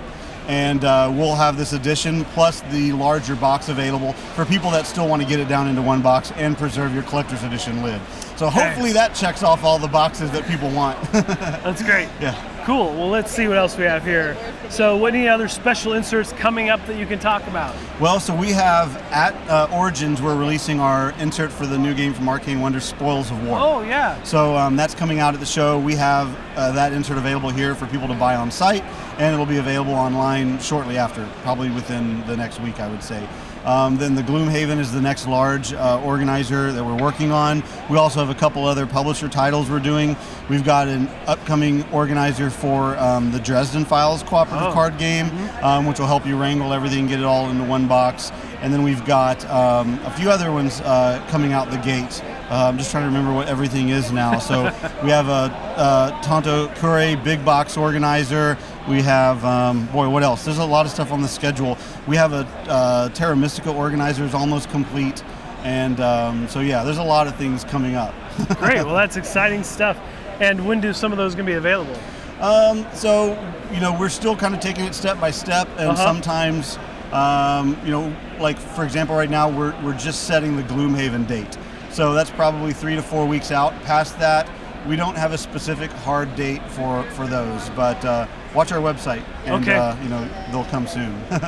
All right, let's see if we have anything else from folks here. I'm just gonna kind of show the cards, but we have one of each color, one of each number. Oh, I know. So I don't put you on the spot, but Sure. there you had the little contest going on about between Black Plague versus Arcadia Quest, right? Yeah. Do you have an update on that? Yeah, so both those games have been in high demand. We have a lot of people asking for organizers for those, and anybody that plays them knows they've gone well beyond one box. And the results were very interesting. They came down within 5 votes of each other. Of all of our social media channels and everywhere that people could respond, it literally came down to within 5 votes, and Arcadia Quest barely inched it out. Right, but we hear everybody that Black Plague is just as important. It wasn't like, 2 to 1 or anything like that. So we understand both of them are a priority. Yeah. I have my personal favorite, but I'm not going to say which one it is because I don't want to take sides.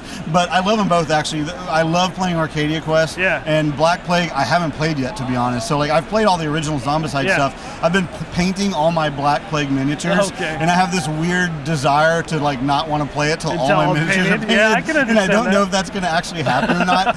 But I've been making really good progress on painting them, and I'm looking forward to playing it really soon. So hopefully, we'll knock one out, in the near future, and then hit the other one soon after.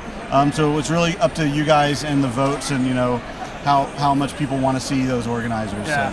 So. Now, one other thing folks are asking about, you do amazing job if you get inserts that are maybe not quite, things aren't quite fitting together. So, or if you get damaged parts. So, can you talk about that a little bit and how you help customers out? Yeah, I mean, we know obviously we want to shoot for perfection. We want everything to be perfect, but life happens. Technology happens. There can always be some mistake. There can be a miscut. There could be a piece mispacked in the mail. If something like that happens, then just reach out to us. Contact our customer service department. We pride ourselves in having the best customer service in the industry. If you need a part, if you need, if you're not happy with something, we'll take care of you. You're not going to have to worry about, trusting us with, your hard-earned money. If you're going to put that faith in us, we're going to take care of you and make sure that product is exactly what you want. So we're happy to do that. And it just, for some reason I completely skipped over earlier question, 2 big organizers I forgot to mention. Yes, please. But we partnered again with our friends at Artana to do an organizer for Einstein, which is actually shipping out very soon for fulfillment. Cool. That went out with a Kickstarter, so that's another game. It's new. It's not out yet, but it's really cool. I've seen it and played it, and that game will be fulfilled through Kickstarter soon with our organizer. And then we also did a similar deal with indie boards and cards for Aeon's End. So I don't know why I spaced on those two, but it's been a long day.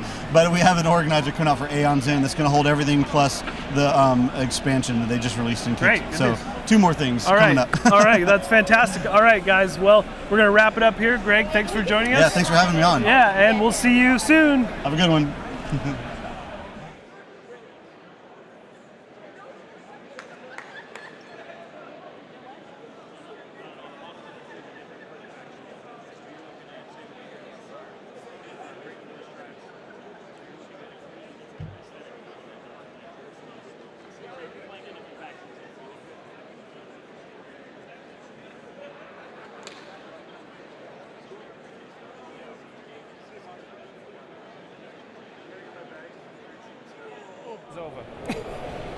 Hey everybody, welcome back to our continuing live coverage of the Origins Summer Preview. You're watching the Dice Tower. I'm Sam Healy. This is Steven and Cynthia from Stronghold Games, and they are here to show us a slew of stuff. So without any further ado, that rhymed. Not bad. I'm gonna knock it Not over bad, to you guys. not bad. I'm gonna show you Pit Crew, another Jeff Engelstein. Another Jeff Engelstein joint. There you go. So Jeff Engelstein, this is one of his solo designs, his second solo design, Pit Crew. And the great story about this is that Suze of your network as well, Suzanne Sheldon, said, hey, why isn't there no games about the pit crews of racing? It's always about the racers and winning the race. But the pit crew are the unsung heroes. Jeff saw that tweet or that video that she said, and he's like, I'm on this. And like 4 months later, I saw a prototype of this game, and I'm like, this is perfect. So it's going to be a real-time speed game that came directly out of like desires of people out there. So Cynthia, take us through some of the ways that Pit Crew works. Well, Pit Crew is 2 to 9 players. 2 to 9 players. 2 to 9, wow. 2 to 9. It is a real-time speed game. So everybody's going to have their hand of cards, and you are trying to put the correct cards on the correct aspects of your car. And as soon as you have each requirement made at on each location, then you get to start racing. You can be sent out on the track and you can start racing your car. You're basically changing your tires. You're going to be refueling the car, and then later on, as the cars get more advanced, you're going to be doing tune-ups to the engines as well. And it's 3 rounds, and each one it gets a little bit tougher with more things that you need to do on the car. So only the first 2 cars set out onto the track get to race their car. Only the first 2? The lap ends after the first 2. So when you send it out, you can start rolling the dice to start moving your car. Every time you roll a 6, you'll be able to move your car 1 space. So by the time the 3rd car finishes tuning itself up, it might look like this. That lap ends, and now those guys are going to be in the lead for the next 3 laps, and then So you are fast and furiously trying to put the cards out there. One of the beautiful things about this game is, you know how when you have a game that's like 2 to 9 players, getting an even number for teams can be tough. Doesn't matter if the teams aren't even. Because the way the cards are distributed in the hand, you can have a 2-player team and a 3-player team. The 3-player team will have more hands putting down, but each player will have less cards. The 2-player team, they'll have more cards, less hands putting down.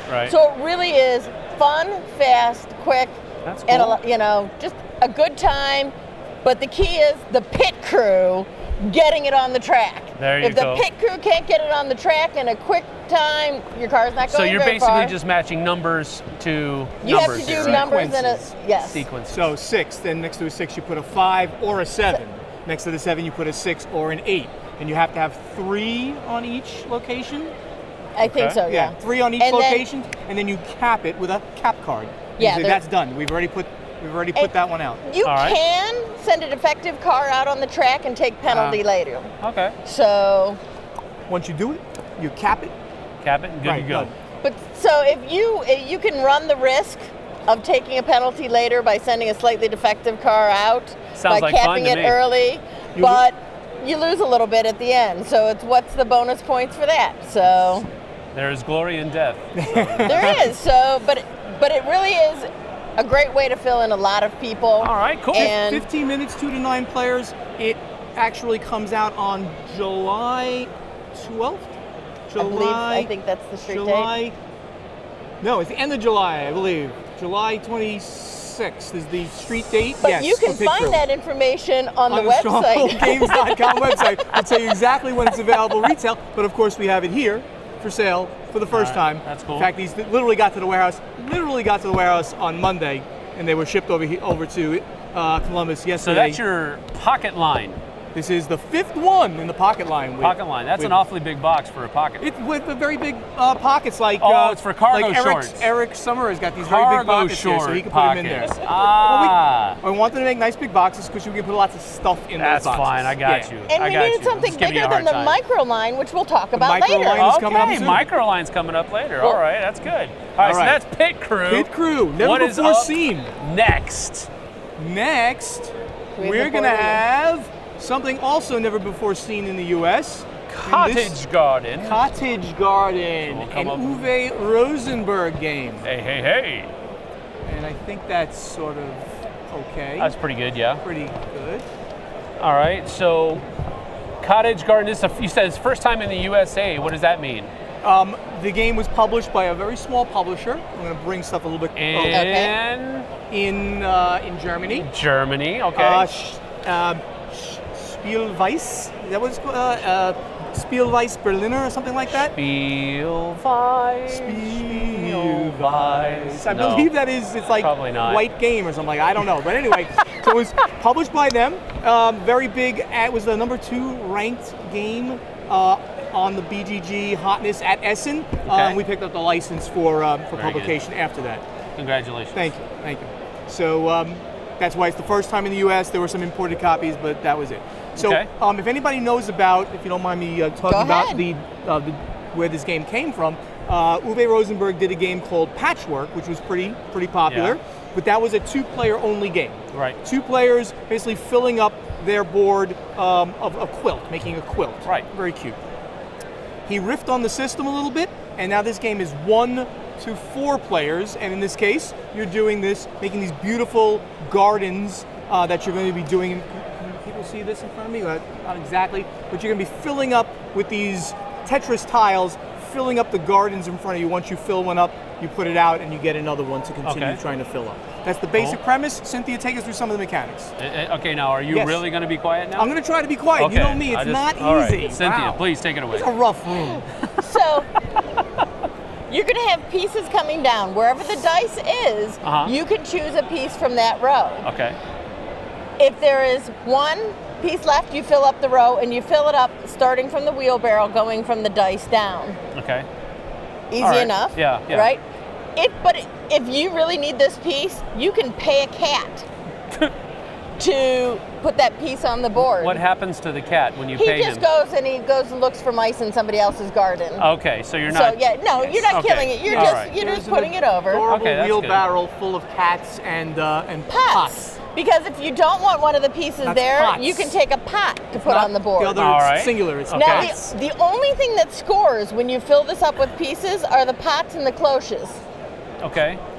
So this one, say this was full of garden, we would have 1, 2, 3, 4, 5. We would do a 5 with the 1 and only 2 here. Okay. Now these are worth 2 each, these are worth 1 each. Okay. When you cross this little line, you get a cat back. But you can never have more than 1 cat. Well, cats come back, you put out the little food because you got a little mouse there. Right. There's a little jump you feed here your at cats the end. mice? Yeah, see, there's little mice right there. What do you feed yours? It's a garden cat. I don't have a cat. I don't have a cat. Okay, all right, that's good. You need a cat. When you cross over this line, there's a jump in points, and the first one to do it gets the beehive with 2. Second one gets 1. Those are worth a point. Yeah. And they're tiebreakers. Okay. The wheelbarrow keeps going around the board as you fill it in, so it marks where it is. Yeah. And you just kind of keep going. Every time it crosses, you spin the dice to the next round. Okay.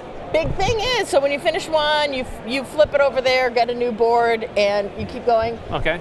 5th round, same as normal. When you enter the 6th round, if your board doesn't have at least 3 pieces on it, you lose it, it goes away. Oh.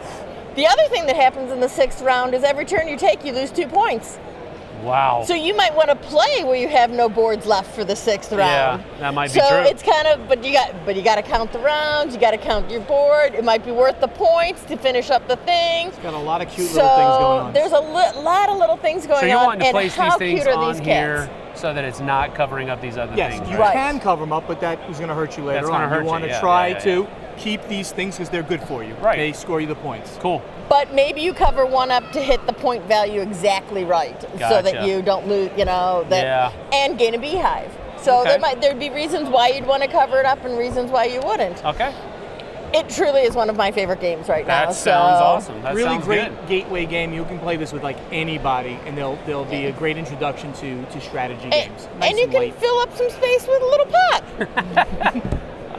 So Stephen was right. He's putting pot in the garden. He's putting pot I in the said garden. Why pots. would you do that, I was very Steven? specific in this family network that I said pots are Man. here. Hey, Okay. he's not responsible for what anybody plants in their garden. That is Tom true. tolerates me just enough. I'm not going to push that envelope too much. But if you guys want to push it, power to you. You're not responsible All right. for anybody else's gardening habits. That's right. So I moving almost along. made it. So we just told you we have cats, right, in Cottage Garden. Guess what?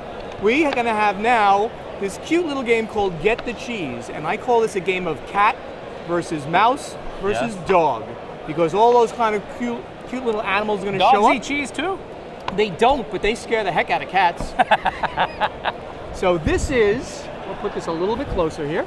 This is a Hisashi Hayashi game. Yes. Who did Trains a few years ago and now has Yokohama very hot. So this is one of his really light games versus the bigger games that he has done in the past. And it is a game that can be played with kids if you'd like, down to age 6. They won't get some of the subtleties, but really it's another light strategy game, very easy to explain to people, and very approachable, with really very cute, approachable artwork as well. So I think I remember Cynthia, playing this game actually. did you play it in the original Go Dutchies? Yes. Oh, so maybe that was it, right. So it was originally published in Japan, and we picked it up at Essen, obviously when we meet with the designers there. It was called Go Dutchies. Yes. Which is sort of a play on words for Gouda, I think. Yes. But it didn't sound right, I don't think, to an American ear maybe, so we went with Get the Cheese, which is exactly what you're trying to do. Yeah. You're sending your mice to eat as much cheese while taking your cats to go and eat other people's mice, and sending your dogs to scare away the cats that are going to go eat your mice. So it's a game of one-upsmanship. Cool. So I'm going to keep talking until Cynthia's ready to show what's going on here. Don't blame Cynthia. You're doing a good job. Just, there was a lot of cards going on. It's a 3 to 5 player game. Yes. And again, a very short game, plays in about 15 minutes. Whatever's on the box. Sounds good. So I kind of have a mess of cards here, That's fine. but you have a hand of, you start with a hand of 6, your hand limit is 6. All right. On your turn, you can either draw 3 cards or play 3 cards. Yeah. If you play 3 cards, they have to start in one spot, and then it's the around. next 2 Yep. clockwise. Yes.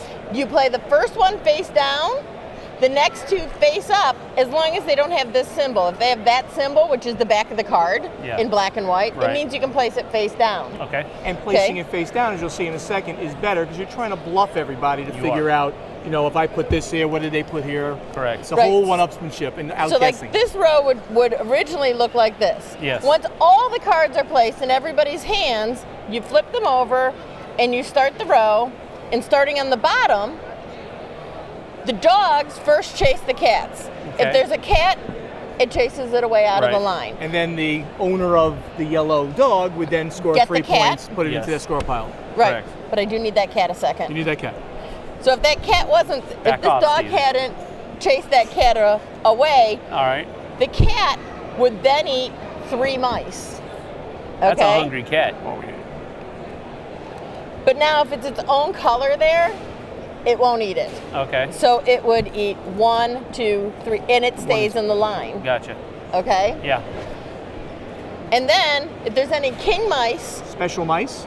He runs There to you the go. front. He's the king. and they eat first. Okay. So this is how many mice it serves, Gotcha. not what the numbers, because there's some extra large mice. Big chunky mice. That's a Sam Healy And, mice. and What? Oh. What? No, I know.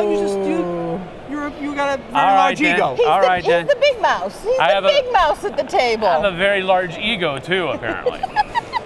But so Somebody needs the to give 2 on Steven the a shovel, card apparently. does not mean how many pieces of cheese it will eat, just how many points you score if it eats. Right, got you. Okay. So then these 3 would go to the owner of the cat. Okay. If the cat wasn't there, these 3 would eat, and you just get these points to score. Okay. And any other mice would not eat. They would just They would, discard. yeah, they would just be starving mice. Very good. So it is really that cute, that fast.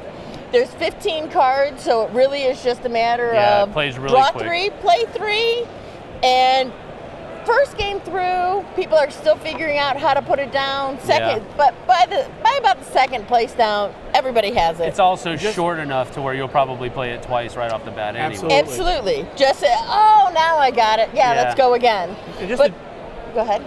But there is that social, what do you think somebody's played? Okay, I see mice. Is that a cat that went up face down? yeah. Is that, did they try and sneak in another mouse? What are they trying to do? Yeah, I got you. And because it doesn't eat your own colors, Right. that color stays in line, so there's a lot you can do with it that way. Yep. And just to drive gamers crazy, this is the second in the micro line now. See how small this is? This could even fit in smaller pockets. that- Definitely a couple of them in It- Eric's it pocket. fits in over my there. back pocket. Yeah, right there. Yeah. So second one, and in this game, the first one being Fuji Flush, which was a very big game for us, a very big little game for us at the end of last year, still selling very well for us. We're putting in each one of these games, since it's only cards, we're going to put one card for the previous game. So it's a promotion that people buy this and say, oh, what's that? I can go look that up. Or people who bought Fuji Flush, they're like, oh, I got to go get that kind of thing. So we have a Fuji Flush promo card here in here. And I then the believe next Tom game, hates it when publishers Good, do that. good. I'm happy that he That's hates it. it because That's that makes me exactly happy. why we did it. That you makes me know. more happy. So that was a bonus for me doing it to drive him crazy. I'm very happy about that. So if you want the promo card, it's in there. All right, cool. So that is Get the Cheese. Get the cheese. All right, man. next we have Frog Riders. How much time do we have? Just 5 minutes more here and then we go? Yeah, and then you can go there for a few more. Perfect timing. Thank you. Perfect. 5 minutes on this. Keep us honest. Give us the hook. The hook.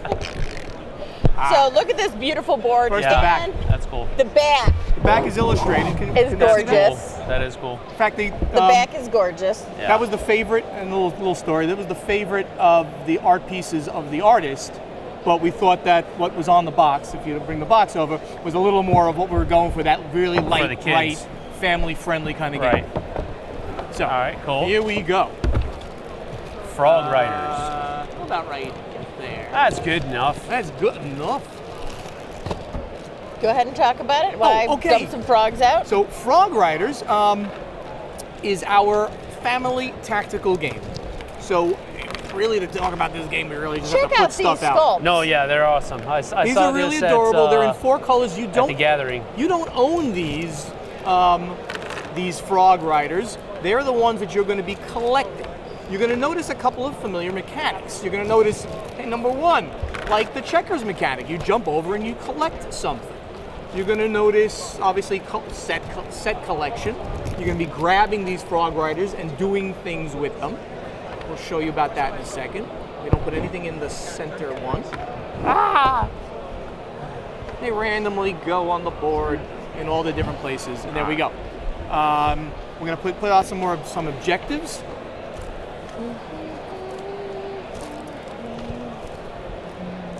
All right. You left one Frog Rider. I know. I know. All right, no problem. All right, so basically, in this case, I'm going to leave it to you because you know all the little rules, but there's not many rules in this game anyway.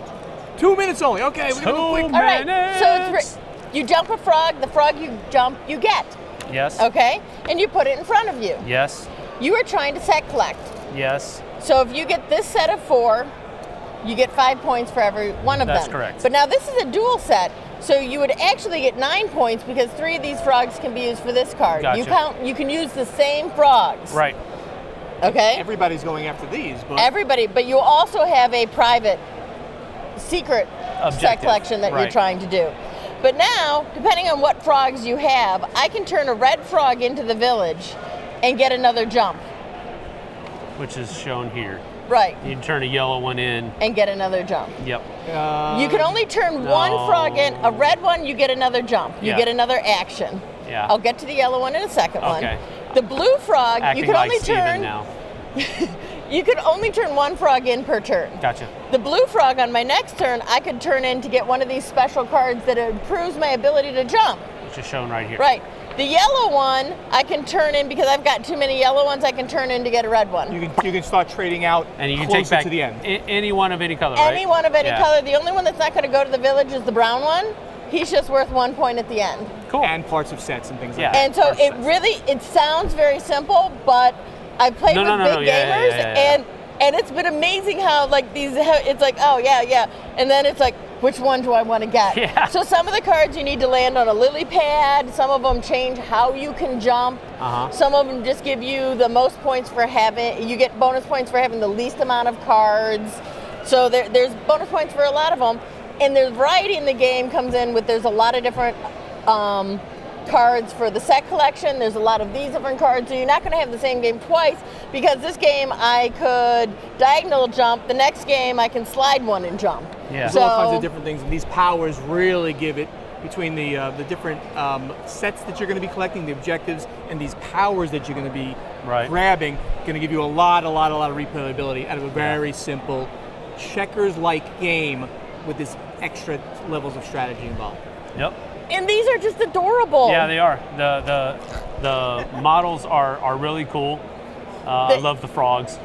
They're just absolutely they're frogs adorable. With little, this is the first elves riding frog game, I believe, ever made. Those are elves? They're elves. It's a little elven tribe, like sprites. They call them elves. Okay. Like a little elven tribe in mock combat on frogs. All right. Okay, Because they that's used strange. to be in I battle. agree. But you know, They used to be at war, but they have settled the war, and so now every year they have these mock trials of seeing who can do. Who's the best frog rider? Exactly. So, All right, but cool. they keep the peace and they don't go back to war. That's so they cool. just have these mock battles. All right, so We'll that see is you on the other Frog camera. Riders. So, when is this available? It's available right now. right? The street date for this is today, actually. Today. Worldwide Cool. street date for this, and is of course also available here at Origins. Very good. And if somebody wants to, not able to be here at Origins, how can they pick it up? They can go to any of their friendly local game stores or online game stores, or of course at strongholdgames.com. That had like a little ring to it. A little ring, you know. That's little cool. lilt. And if they are here, they can stop by the booth and see the other 2 games that we have going, plus That's anything right. else we have going. Yeah, well, we'll just show them. I mean, we have Fields of Green and Not Alone. 2 to 7 player So- asymmetrical 1 versus many game. Oh, and there's a lot of tension in this game. There's a lot of tension in this game, Card even in a drafting. 2-player. There's a lot of tension just looking at the cover. Yeah. It's just unsettling. Evil game. I know, right? Card drafting, tableau building, Yeah. resource management. Very cool. All right, Bye. so Let's that get is everything. it. We're going to send one of these two. Which Steven? I'll go on to Mike. Of course, Steven wants to go talk more. To Mandy, of course. To Mandy Hutchinson Mandy. over at the Q&A. We'll see you guys on the flip side. Thank you, buddy.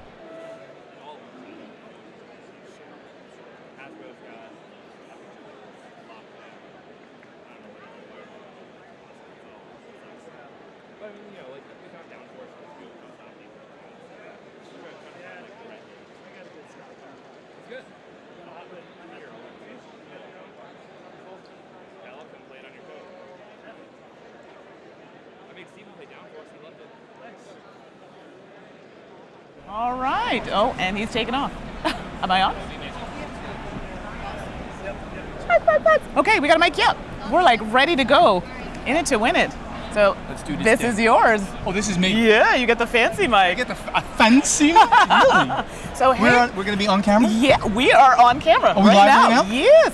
So while you were there talking away, we have questions. And yes, I wrote them all down. Well, the ones I saw. So, we're going to get right to it. So guess Yes. what? Oh. Terraforming Mars is on every. No, really? On People really want to know about everyone's Terraforming mind. Mars. So, Okay, I'll see you in a little bit. all right, so Yes. let's start. I wrote them all down, so Yes. I knew they were important. I know, they're all there. Okay, so the first thing is Terraforming Mars expansion at Dice Tower Con. Will that be available for purchase?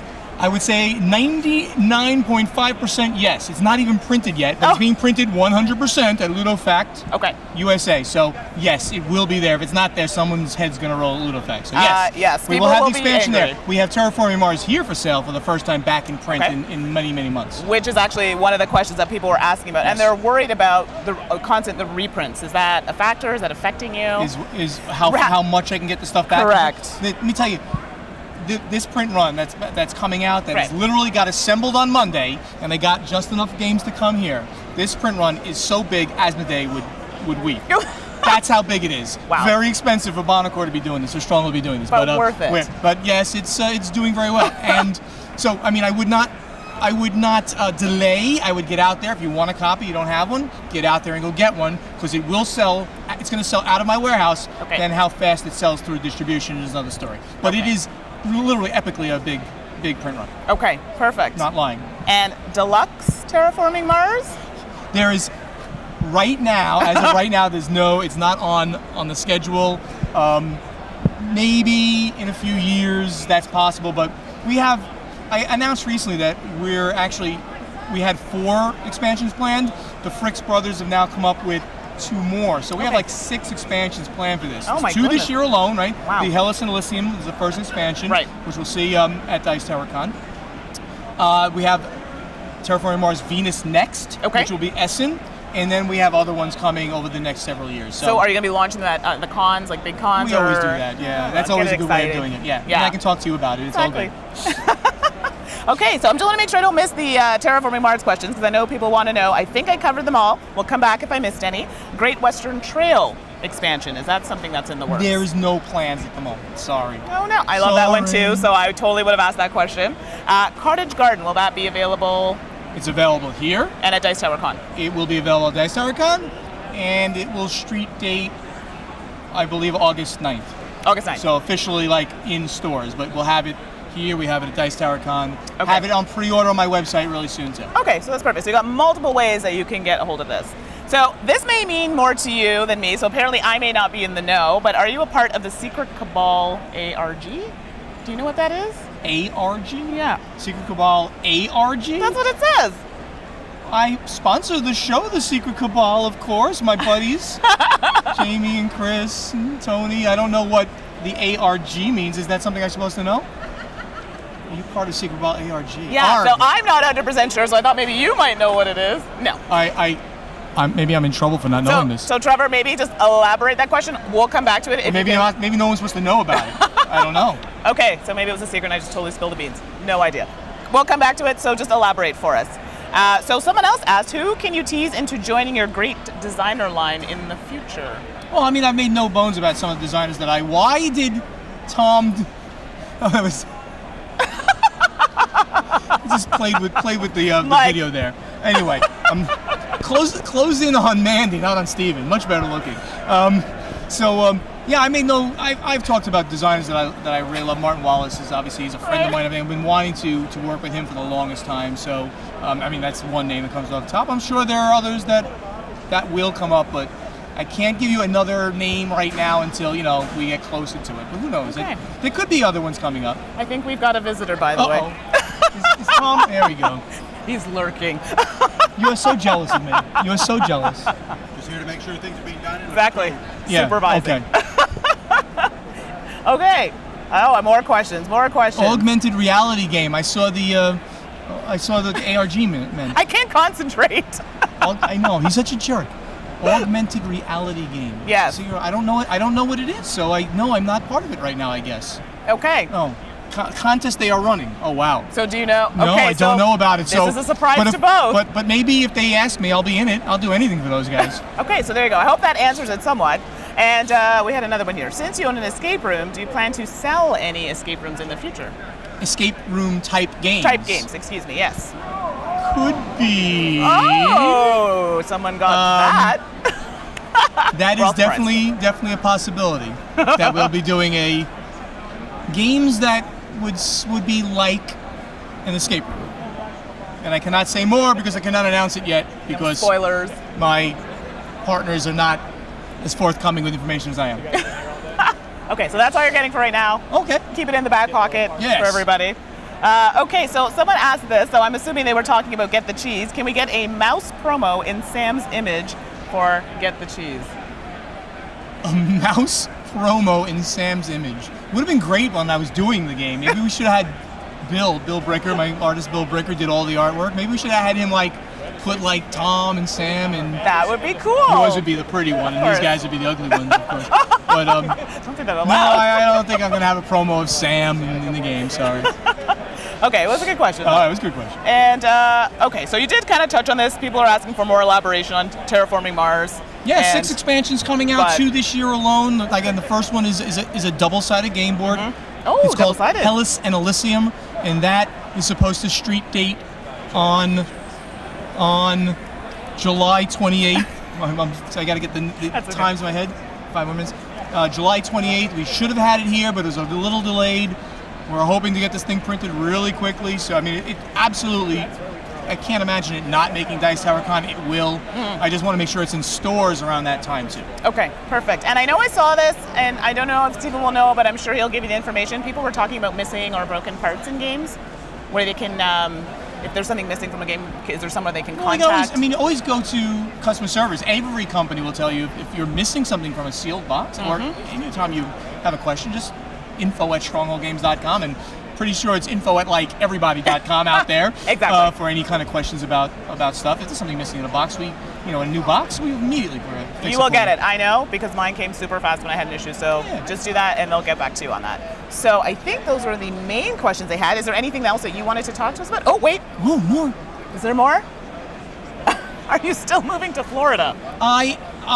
Absolutely. I am mentally in Florida already. I'm there.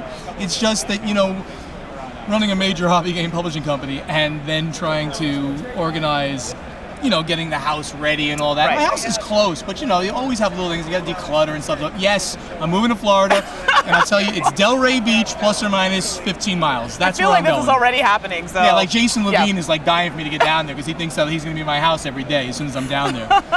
Is he here? Is Jason here? I haven't seen him. I don't think he's Jason? here. Oh, okay. So, not here. No. Good, Okay. good. So No, I'm kidding. I love Jason. we're gonna finish off on this question. Any expansions or promos for City of Spies available at Dice Tower Con? I have a City of Spies promo already that is available at strongholdgames.com. If they are dying to get one, and they're going to be there, I can hand it to them. But they have to remind me. Normally, I wouldn't bring promos with me, so I have one. It's available on the website, or email me and I'll bring it to Dice Tower Con for you. Can we sneak that one in? Broken token insert for Frog Riders? No. There isn't one, so maybe we'll come up with one. No. So that's okay. Maybe he'll move to Homestead. Not happening. Sorry, Not you going to tried, be in you Homestead. Series game. Okay. I think we've covered the questions. Yeah. If people have more questions for you, where can they get a hold of you? They can obviously find us at strongholdgames.com. We're active on Twitter at Stronghold Games. Facebook is /Stronghold Games. Sign up for the mailing list. We send out an email once a month, once every other month these days. So just stay in touch. You always find out what's the next thing happening at Stronghold Games. And we keep our website up to date on the front page with our release schedule to the best of our ability. So before we go, yes. Iron Man, apparently I've ignored your question. So now would be the time to get it in before we close off. So we are trying to monitor the questions, but I didn't quite see it on the screen. So you've got about 10 seconds to type it in. Ignored it 3 times. I know. Come on, don't troll us. Come on. Well, hey, but I'm giving him the opportunity to ask Dan the Hughes question. wants me to move to Huddersfield. This guy is nuts. Huddersfield, UK. Iron Man. Okay. Will the reprint of Terra? We found it. So will the reprint of Terra? Come on. Yeah, see? That's not nice. So the reprint of Terraforming Mars is the reprint of Terraforming Mars. And that's it. So great note. You know where to get in touch with Stephen if you have more questions. And thank you so much. Thank you, Mandy. Always a pleasure. We'll see you guys next Bye, time. guys. Bye. Tom.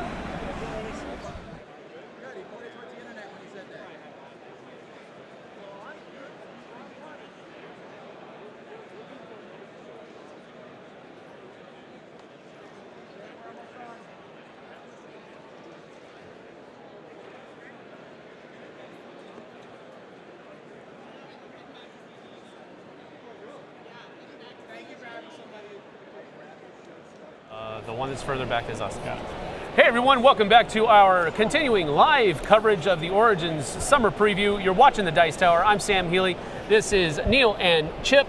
They are from Happy Gorilla Games, and they're going to show us Chronicles the Game. So Neil, I'll let you take it from there. Chronicles the Game, just to get started, is a new tabletop miniature war game that we're coming out with. We're moving toward our Kickstarter as fast as we can, hopefully happening later this summer. Right now we're here today to build up hype about the game. So as you can see, we've got all the game is complete. We are ready to go. We have contracts ready to sign. We just need to kickstart and get some money to move forward. Cool. So what you're looking at right here is our own custom line of miniatures. They are single-piece resin miniatures. If you're not into miniature wargaming, you might not be used to the idea of having miniatures, but for those of you that are, this should look very familiar to you. Yeah. These are single-piece minis, so they come out of the box just like this, already on the base, no gluing required. Pull them out of the box, stick them on the table, read the rules, start playing. Cool. Very similar to how you would play any board game in that regard. Pretty much. As far as the game itself, Chronicles, like most miniature war games, is played out on a battle. You're going to play it on a tabletop with terrain. The battle will take place according to scenario. There'll be rules you need to follow, accomplish some objective, burn enemy supplies, whatever it is that you need to do. Torch the enemy army. Right. And you're going to place your faction on the table, and right now we're showcasing 2 of our factions. We will end up with 7 total in the game. The factions that we're showing right here is the Great Forest Tribes, and this over here is the Kingdom of Arkland. So you're looking at sort of like a Druid Celtic trope in our fantasy lore, and you're looking at Arkland. Now this all comes out of, we literally have about 500 pages on a wiki, so the lore behind this game is quite thick. It is still growing, and it's pretty exciting. I could talk to you for the next 10 minutes about lore alone, instead of the game. Let's talk about the game. Yeah, I'll just keep it to the game. So, minis come unpainted, but we will when we go to Kickstarter. We already have artists lined up for add-ons if people want to paint them, want to have it painted for the Kickstarter, or you could paint them themselves. A lot of us are hobbyists in this community, and we like to paint our own miniatures, especially to meet our own faction desires. Like you might like a purple Arkland, which is their traditional color in the lore, but I might like to paint mine green or have a specific type of banner or whatever it may be for my army. Custom heraldry. Heraldry, whatever it may be. The game itself is going to play across the tabletop using a lot of simple rules. All the rules that you need to actually have with you to play the game are on these model cards. So the cards describe what the models do. It talks about how fast they move on the table when you're playing, what kind of dice they roll in order to participate in combat or to achieve objectives. And then your faction card, which lists some special rules that are specific to the faction itself. The game plays with no math, no charts, no hard tables. That's going to be a shocker for a lot of people in the miniature game community. Board gamers are more used to it. Should we take a break and let everybody pick their jaws up?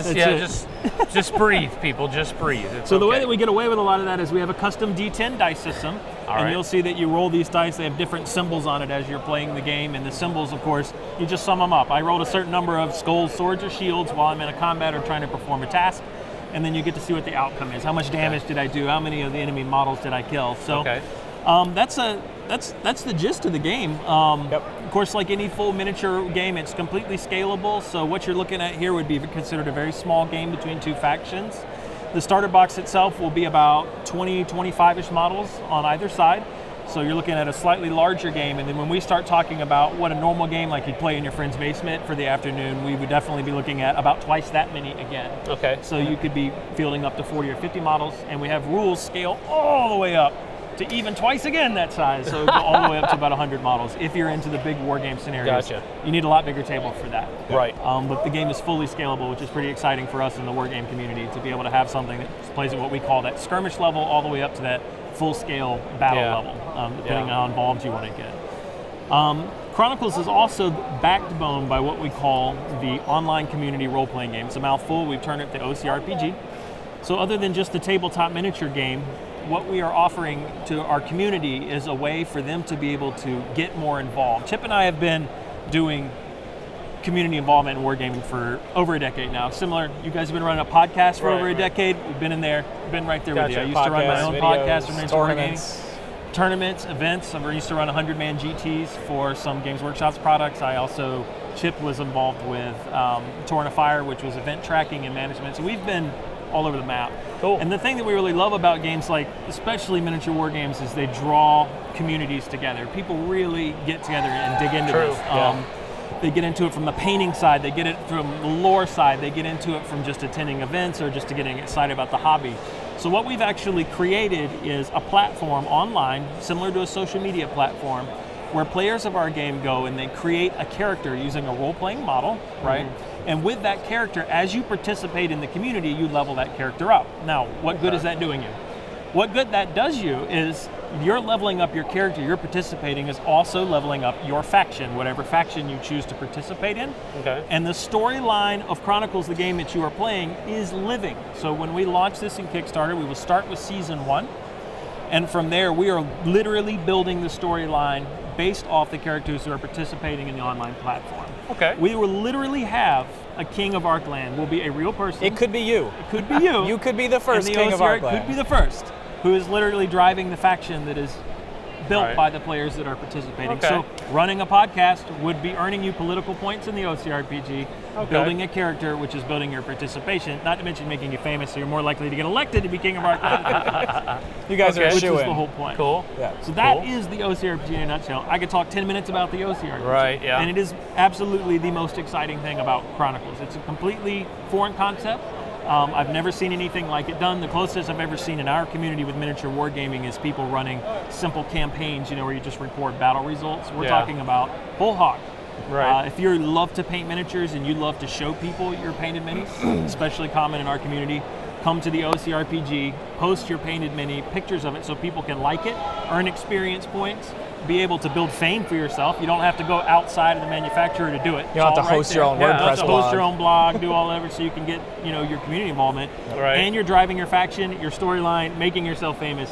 That's It's cool. pretty amazing. The whole thing's That's cool. amazing. So it's all accessible on a phone. We actually have a prototype up. Chip's got it on his phone here. Just going to pull it out. Pull it out And, just 1 second. That's the OCRPG. I would love to talk more about that too. But So while he's pulling that up, he's got it Sure. up now. All right, so yeah, if you can basically see that it is actually there. They're not just talking about it. That's a So Chip and I are technology professionals. This Okay. is what we do. I'm a software engineer. Chip is a product manager. This is what we do all day long. So cool. We not had some- not smoke and mirrors. We had some core expertise that definitely That's it. we could leverage to build this all thing. right, cool. So the game itself though is I don't see any hexes on the map or No anything like hexes. that. So it's How is do you it- measure? Yes, So in miniature movement-based. wargaming, the way that you measure is every model will have a certain amount of movement, which is typically measured in inches, and you'll find that on these cards here. I can see it next to the little picture of the running man. Okay. So most of my tribes models, for example, move 6 inches, and it varies depending on the model and the faction, right? Horses obviously faster than people, right? So they move 8 in our game. Right. And then the heavily clad armored guys actually move a little bit slower. They'll actually Right. move 5. Naturally, So the right. way you measure in miniature war games is we have measuring templates. I don't have any in front of me, or just a plain old tape measure is how people measure. Okay. Measuring sticks, whatever it is. You literally measure from the front of the model space, say to here, and then you just pick them up and move Gotcha. them. That's how it works. 3D, terrain is involved, Terrain's any direction involved, you walking want. into buildings, walking into trees, using terrain. That's all part of the miniature gaming environment we're used to. What kind of stuff you envisioning that's going to come in your base box as far as terrain and that type of stuff? So is base concerned? box right now, you're going to have the miniatures that you see here. Uh-huh. You can either buy one side or both sides, depending on what level you want to back. All the cards, all the rules that you would need, the rule book, all the chits, dice that you need for the miniatures. Obviously, you need the custom dice. Right. The mats and the terrain will come as part of add-ons, so we already have partners lined up who Okay. are willing to provide these things if you would like them. Otherwise, if you're a long-time miniature wargamer like myself, you already have terrain. Yeah, you don't already have need it. terrain, right, yeah. But if you don't, we have all that lined up, and of course, I said we already have painters lined up as well. So Very everything is. We are so ready for Kickstarter. We are Yeah. so ready to go. We just need people to know we exist. So when is that happening? Hopefully by the end of the summer. End of the summer. Hopefully Okay. we're talking either next month or August. That's what we're aiming for. Okay. We're trying All to build right. up the email list, build up our social network following. You can go As to soon as we hit that Chronicles- critical mass, we push the go button. Gotcha. Go to chroniclesthegame.com. It's our website. You can follow it, sign up on our mailing list so that we can let you know when we've gone to Kickstarter, hopefully, and be successful. That's the plan. All right. Well, that is Neil and Chip from Happy Gorilla Games and the Chronicles the Game. So go check out chroniclesthegame.com and go from there. We're going to send these guys on over to. Okay, we're just going to send them away because I had like 3 people shaking their heads vigorously at me. There's too many questions. We're breaking. We'll see you later.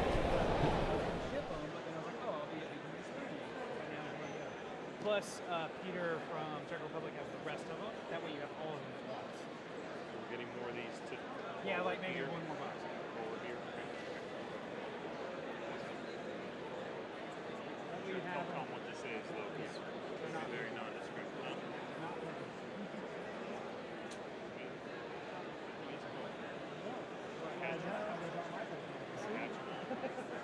Catch a lot of them all the time.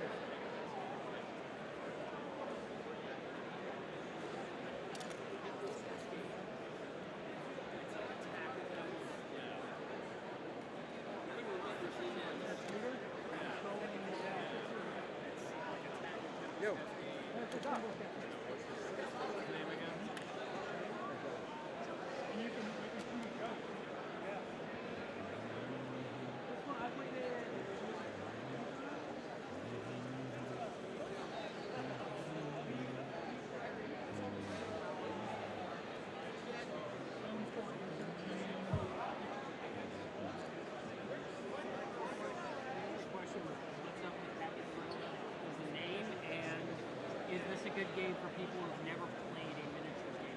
Okay. Those are the only two.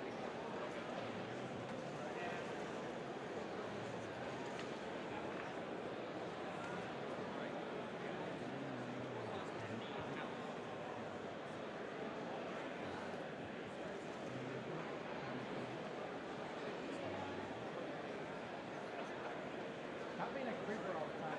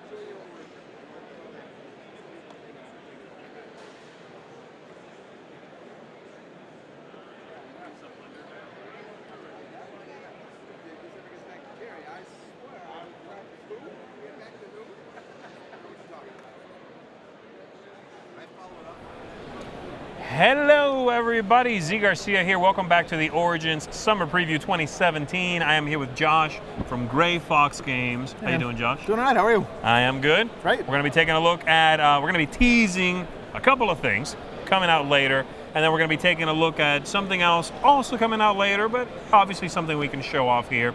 So what do you think? Let's talk about these first? Yeah, let's do that. Let's do that. How about this one right here? We'll start with Zoned Out. Zoned Out. Yep, so Zoned Out is a game that we're looking to release Q4 of this year. It's a city building game with cards played overlapping on the table. Okay. So the game is about building these three different areas, residential, industrial, commercial, with these various densities. And as players build this map with the overlaying cards, they're going to end up placing building pieces on those cards. So as the game goes on, you build these massive massive skyscrapers in kind of the middle of the table. We build kind of suburbia, and everybody is looking to build big regions. Big regions score you points, and then there are hidden victory conditions also. That's cool. Do the pieces stack? Is that why they get so large, or are some of them like just really big? Nope, they are stackable, kind of triangular shaped pieces. So as you're building these skyscrapers, your influence kind of builds in the downtown area, and you end up with this multi-layered thing down there.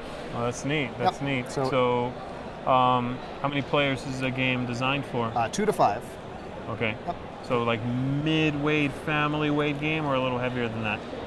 No, it's a mid-weight, family weight game. It's not terribly heavy. It's got some really familiar mechanics. The hand management and then the end games often have a set collection aspect to them. The gamer part is very much about finding this puzzle aspect and the timing of when you are going to break out of one region and move on to another one. That's cool. So yeah, it's got a little bit of depth to it, but it's super approachable. It plays in about 30 to 45 minutes. Oh wow. Okay, that's neat. And this is coming out, you said Q4 this year. Q4 this year. Straight publication, not kickstarting this? That is the plan at present. Okay, that's the plan right now. Okay, Zoned Out. Look for that later this year. And then this one right here. Yep, so this game is Bushido. This is going to be coming to Kickstarter in Q4 of this year. This is a 2-player dueling martial arts game.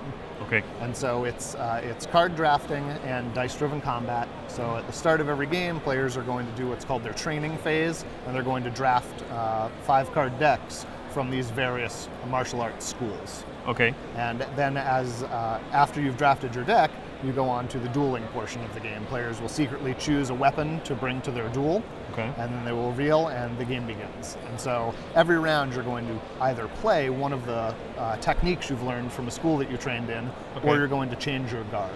And based on one of those two things, you're either going to roll a set of dice based on the card you played and the guard that you're presently in, or you're going to pick up all the cards that you've played previously. And it's got this fascinating kind of back and forth. When you roll these sets of dice and you do damage, you don't resolve the damage. It floats until the end of your opponent's turn. So every time you are playing, you're actively attacking and defending. And so you can end up with these several turns where everybody's kind of parrying a lot, and then a big strike goes through, and it feels very much like a martial arts kind of video game. That's interesting. So from the sounds of it, and correct me if I'm wrong here, it sounds like this is going to have a bunch of custom dice? Yes. And the dice tied to the specific schools, the specific cards? Yeah, absolutely. 3 different sets of custom dice. One that's primarily aggressive, one that's primarily defensive, and one that's primarily evasive. And you can draft different decks in different schools that let you focus on one thing or another. We've been playtesting it for over a year, and we're just running it through all the paces in blind playtesting to make sure that the combos are fun and that nothing is too OP, and so far it's showing a lot of promise. Oh, that's cool, man. That's cool. Coming out Kickstarter, or coming to Kickstarter, I should say, later this year. Keep an eye out for that one. Bushido, or Bushido, whatever. All right, and then this one we've got. It's not quite available yet, but you have a pre-production copy here, I assume? We do. But this is pretty much a production copy, right? Yeah, no, what we have here is a production copy. This is a production copy. Finished and shipped into us from the printer as the rest of the stuff is being put on a boat to fulfill the Kickstarter. So this is the 2 expansions for Champions of Midgard, Dark Mountains and Valhalla. All right. And what we've got here is a sampling of what comes in the box. Dark Mountains, both of these games funded on Kickstarter and will ship to our backers at the end of June, and then will be expected to hit retail in July. Got it. So Dark Mountains is an expansion that adds more stuff. So for fans of the original Champions of Midgard, it's going to give you more characters, more Destiny cards, more monsters to fight. It brings in a new dice type, the Archers, which...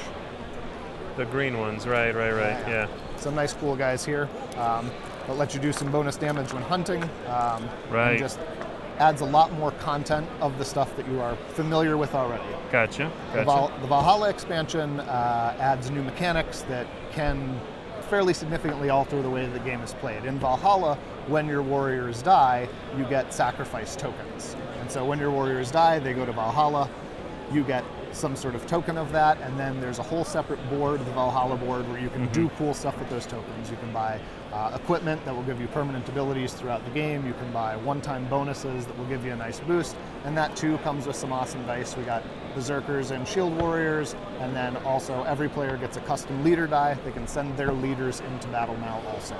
Right, you start with that one, right? You do. You The start leader, with your leader yeah. dice, so the game ramps up faster when you play with Valhalla. You can do combat straight from the beginning, and then you have some new paths to victory and a lot of new content to play around with. And there's also, correct me if I'm wrong, you have new powers for the players' characters as well, right? Yeah, absolutely Like a secondary power you add on to the Yep. power they already have. Yeah, so each of the leaderboards gets another tile that will latch onto them, and when you use your leader die, you can end up triggering this secondary power. So everybody's got more power.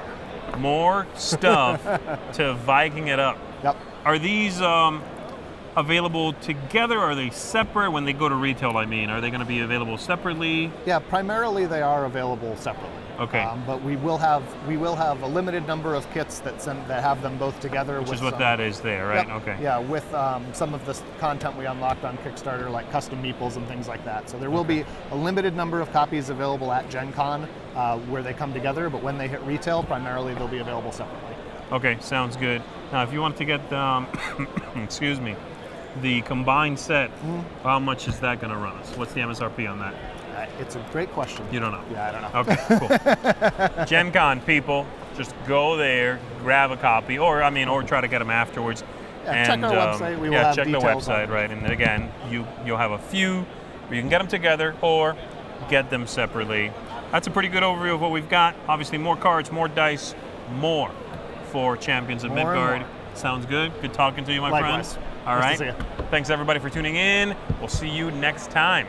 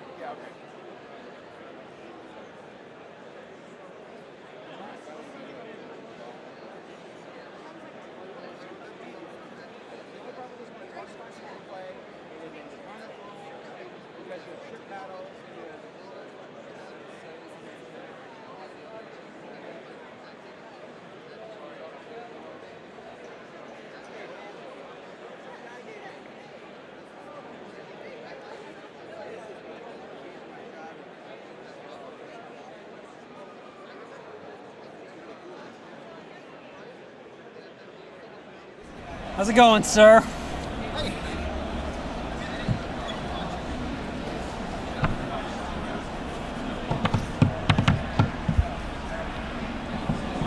We're on live now. Sweet. Hi. I'm going to correct my posture. Me too. Yeah, let me get you that. So everyone was obsessed with this hat. Yeah? Yeah. Did they like it, or was it a huge mockery? I don't know. I'm cool with either. I just love the attention. Hi, folks. I'm here with Josh from Gray Fox Games. Howdy. And they had some questions for you. Okay. Most of them are obviously about the Midgard. Sure. The expansion. That's right. But there were some other questions, and we're going to go over the ones first, the other ones. Are there any expansions coming for London Dread? There are expansions in the works for London. We don't have them finished, but the designers are working on them, and we expect to meet up with them at Essen to see where they are. Okay. That was actually a question I had too, so I enjoyed that one. They're in the works. Okay. The Deception exclusive roles, will those eventually be available outside of Kickstarter? Yeah, I mean, probably. Most of what we do as a company, when we do stuff exclusive, we eventually make it available on our website. We want to give exclusives to give Kickstarter backers a reason to come and help us get a project started, but we don't want to create content that nobody will ever see again. So we want to make cool stuff. We want backers to get it first. We want people to enjoy that, but eventually we would like to get that out to as many people as possible. So the policy with Gray Fox is usually get it on the website at some point. That's a good policy. And the same question, obviously, then that would apply to the wooden coins and tokens from Midgard? Yeah, the upgrade kits. Yes. Yeah, that's something that, I mean, we're doing them for Kickstarter to see what the demand is, and people seem pretty excited about them. So that's something that I expect we'll have available on our website in the future also. Okay. Then there was a question on Bushido. What was the inspiration for that game? Well, the designer of that game is a friend of ours from Orlando, and he told me that there was an old PlayStation game called... Funny enough, the reason I'm asking that is because somebody had mentioned there's a game on Steam called Bushido, and they were wondering if it was connected. Yeah, so, it's not connected. Or an inspiration. The game on Steam, I think, is actually a miniatures game, and those worlds are totally unconnected. Okay. He was influenced for this game from like a fighting game he played in his childhood, which was maybe Bushido Blade. I don't actually remember exactly, but that sounds vaguely familiar for some reason. And so I'm wondering. one of the concepts from the game was that there was a lot of ways to evade your damage, parry and block. But when you would strike somebody, it was pretty devastating. It might have even been like a one-hit kill sort of thing. Okay. And that was something he wanted to incorporate in the feel of the game. And there is very much this feel of that back and forth where the tides can turn really drastically, and it keeps the game exciting all the time. Nice. And then there was a question on what did you mean by characters from different schools? So when players train in Bushido, it's a card drafting thing, and there are techniques from different schools. So we've got air and water and earth and fire schools, and the shadow school. Right. And each of these basically has a different die type primarily associated with it. So like the water and air schools are more about evasion, and the earth school is more about defense, and the fire school is more about offense, and the shadow school is more about trickery. Okay. So people will draft these decks and kind of pair them together in a way that gives them a unique 5-card set based on the play style that they want to play or things they've drafted earlier on. So there's a lot of different combos to put them together, and we think that thematically it plays really well. Very, very cool. Yeah. And Zoned Out, when are we looking to that might be available? Yeah, we're looking to release that Q4 of this year. Q4? Yeah, the mechanics and gameplay are finished. We're working on getting the art done now, so what we showed on the screen is actually what's intended to be the box cover. Okay. And that art style is going to come to these tiles and cards and things as well. So nice. As we finish that up and send it into playtesting and make sure it's not just pretty, but it's also clear as a game for people to enjoy, we'll put it out. We're shooting for Q4 this year. All right, and it looks like the internet is saying Bushido Blade was the name of the game. So, look at that. See, they know it. Whenever in doubt, just ask the internet, and they'll come back and let you know. Seeing if they have any other questions. Oh, yes, there was. I forgot about that one. Any plans for a German version on Champions of Midgard? I mean, we'd love to. Because that question was asked a couple times, believe it or not. Yeah, and we'd love to, and every year at Essen, we set up meetings to talk about it. Ultimately, that's going to be in the hands of a German publisher. So we would love to make that relationship. We would love to put out a game in German, and so far we haven't been able to work out the arrangement. Okay. But yeah, it's something we would love to do, and every year we try and make it happen. So contact your favorite German publisher and tell them, man, I want to play this game, and maybe you can help us out. There you go. Reach out to your favorite German publisher and tell them, we want, I don't know how to say Champions Midgard in German, do you? No. Maybe the internet can help us with that. They'll tell us that too. Looks like, why a pink die? Why pink dice in Midgard expansion? What a weird question, but no, I mean, when we ran the Kickstarter campaign, we had a poll created for the users, and we had narrowed down those dice to a couple of colors that we wanted to use. And so the selection we had was all colors of dice that we thought would fit the world well. Initially, those dice were pink and red, and we kind of thought of them as flesh and blood, these kind of these half-naked raging warriors going into battle and taking their axes and going crazy. But when the pink and red dice came out, they looked a little bit more like Valentine's Day candies than flesh and blood. So I can see that. It ended up being like the flesh and steel color that we ended up with now.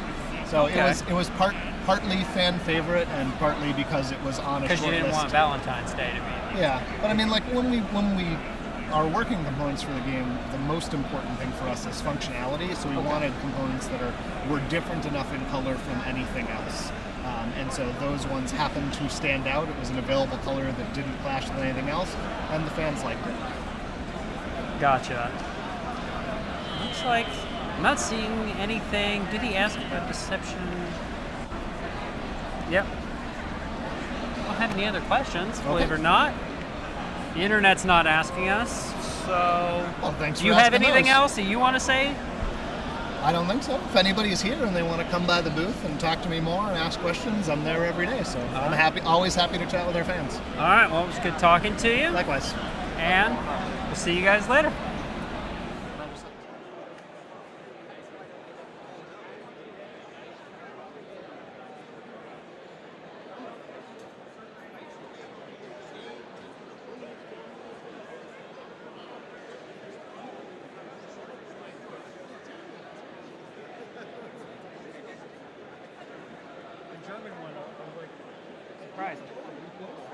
Yeah, and people ask us every year at the booth, and every year we talk to somebody like Heidelberg or somebody and go, would you like to make this? And they go, yes, we'd love to. And we're like, okay, great. And the convention is over, we try to do emails, and we sell this off. Like, because we're a US-based publisher, we certainly can or if we can make a partnership happen, we'd love to. If not, we got to put our efforts into putting out new games. Of course, they're going to talk about Have you played it? Yeah. I haven't played it.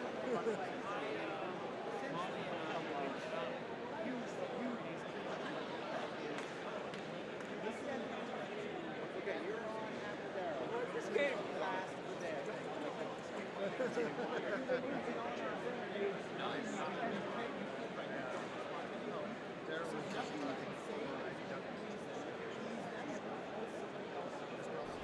Hello, everybody. Welcome back to the Origins Summer Preview 2017. I'm Z Garcia, hanging out right now with Daryl from IDW. How you doing, Daryl? I'm great. All right. Yeah, doing well. We're going to be taking a look at a couple of games here. This one called Sherlock Holmes. That's right. And we're going to be attempting to make as many bad cat puns as possible.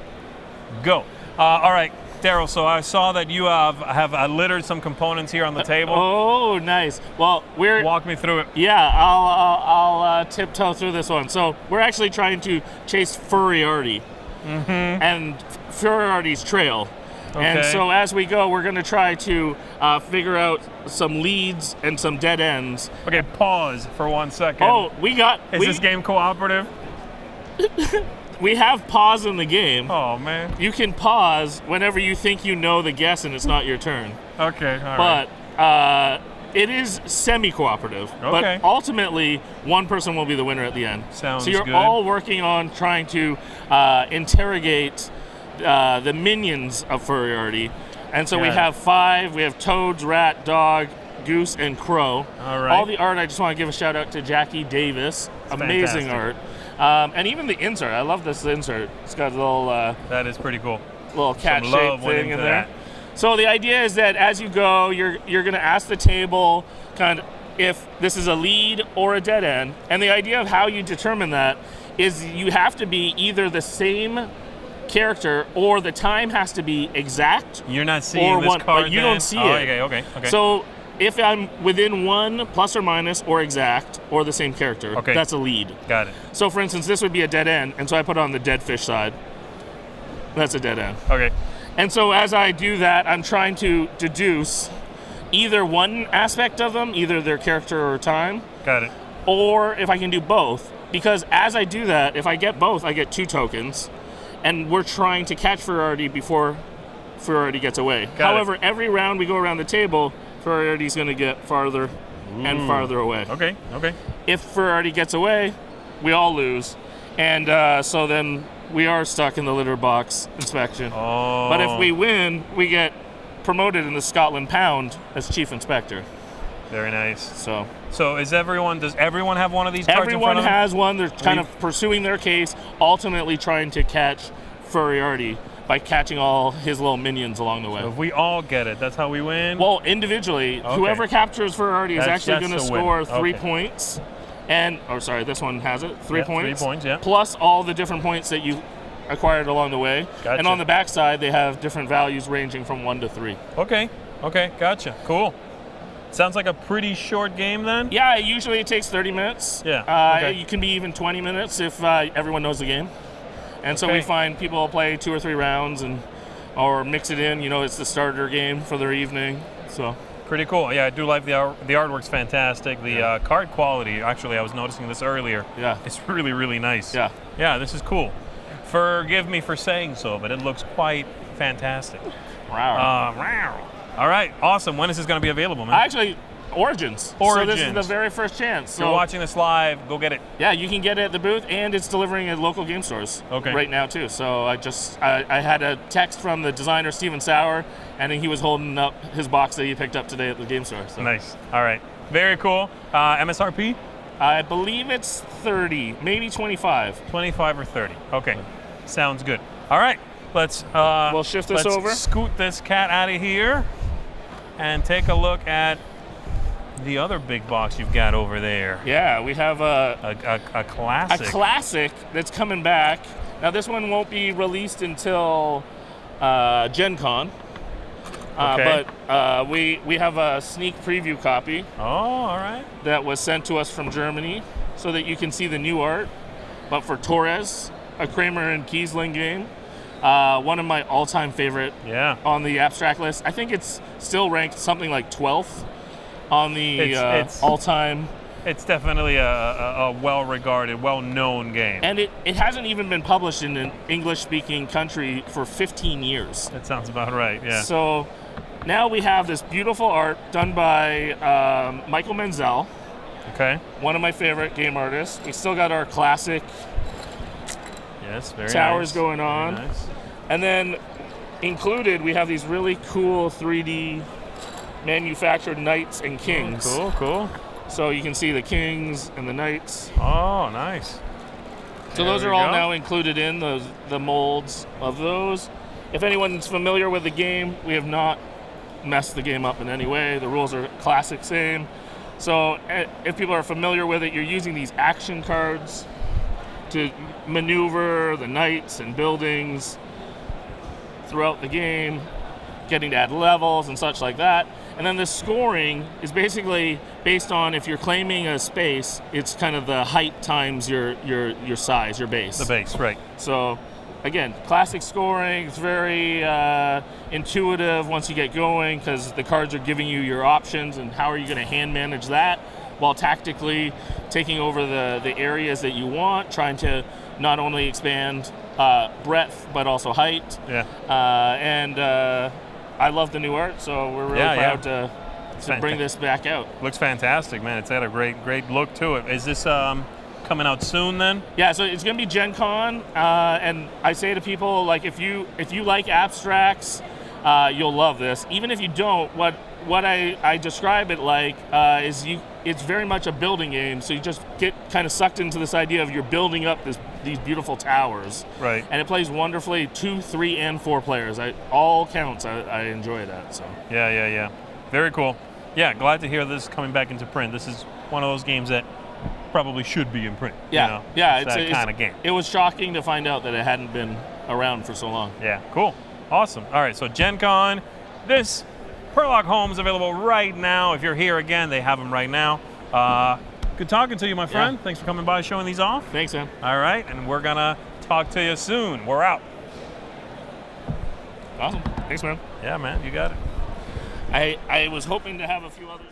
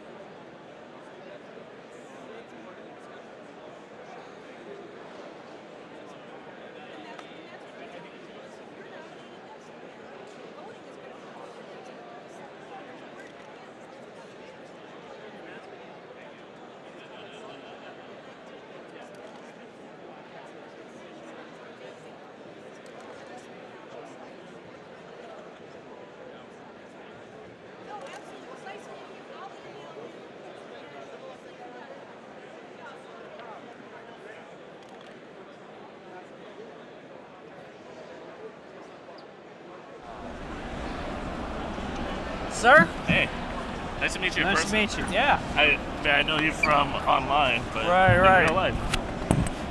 Okay. So I am here, Daryl from IDW Games, yeah. And as you can probably expect, Yep. most of the questions involve cats. I love it. And I actually have played Sherlock Holmes. Oh, you have? I like Perfect. this game. Me and my girlfriend have been playing it. Wonderful. We have been enjoying that. So the first question is, why the name? Yeah, well... Let's just go right to it. Let's just jump right in. Okay, so Steven Sauer, very good friend of mine. Actually, my very first game that I designed, The Walled City, was with Steven. Okay. And ever since, he's been working on a game with his family. He has 2 wonderful kids, and he's just been trying to develop a game that he could play with his whole family where everyone could have a fun time together. And they started chasing down this idea of a cat-themed game. Okay. And then they also love things like Harry Potter and Sherlock Holmes, and it just clicked. It just all of a wrote sudden, itself. Sherlock Holmes. Is it the perfect game? I think it's up there. It's pretty close. Does the game like water? No. You need to keep it away from water. And then when does the litter box expansion come out? But, you know, it's funny you should say that. We have actually been playing around with ideas. Really? Yeah, and litter box expansion was literally one of the names we thought about. So. Well, if it makes the internet feel any better, I accidentally left the box open the night before and woke up the next morning. My cat was asleep. Cat was asleep in it? Yeah. Oh, that's perfect. It was amazing. Perfect. Really, those are the questions. I have a question. Yeah, please. How did Jaquie Davis get involved in doing the artwork for this? Because I am actually a really big fan Yes, of her art. I am too. And actually, it was just a cold call. It was just, honestly, we were appreciating seeing some of her work. And I believe it was Nate Murray, who worked at IDW before, that he just had a vision for how to execute it and just called her just out of the blue and said, you know, we think you'd be perfect for this. Well, yeah. And she just jumped right into it. Like when she was sending samples, like the whole office, everyone was going bananas, like just loving it. Yeah, I'm a big fan of her art, and even before I saw her name on the box, I saw it on there. I was like, I knew that was Jaquie Davis's work. So what's the best cat pun you've heard so far in regards to the game? You put me on the spot here. I've heard a few, but the internet is putting you on the spot. True, and I respect that. I just I can't think of one on the top of my All right, head. well, what's the worst one then? Oh, again, I should be more practiced on this, but you know what? Instead, come by the booth. Come by the booth. 649 or tweet us. Yep. And give us your best cat puns. Your best and your worst cat puns, either in person or on Twitter. Yeah, absolutely. So Torres, though, how did that come about? Yeah. Getting that back in print. It was actually a really funny story. We had a meeting and we were talking about how we were missing in our game catalog something that was, that meaty abstract. And instead of trying to find one out there, we thought, well, what's our favorites? And we were talking about, and one of the ones we mentioned was Torres. So an hour later, no joke, I'm talking to the publisher, International Relations. His name's Benjamin Fobb of Hook and Friends. And he says to me, hey, I know you're a big Kramer and Kiesling fan. Just so you know, we're making a reprint of Torres. And we know one of your favorite artists is Michael Menzel. He's doing the art. Do you want to see some of it? And I started laughing because I'm like, well, yes, but also, do you have a North American partner?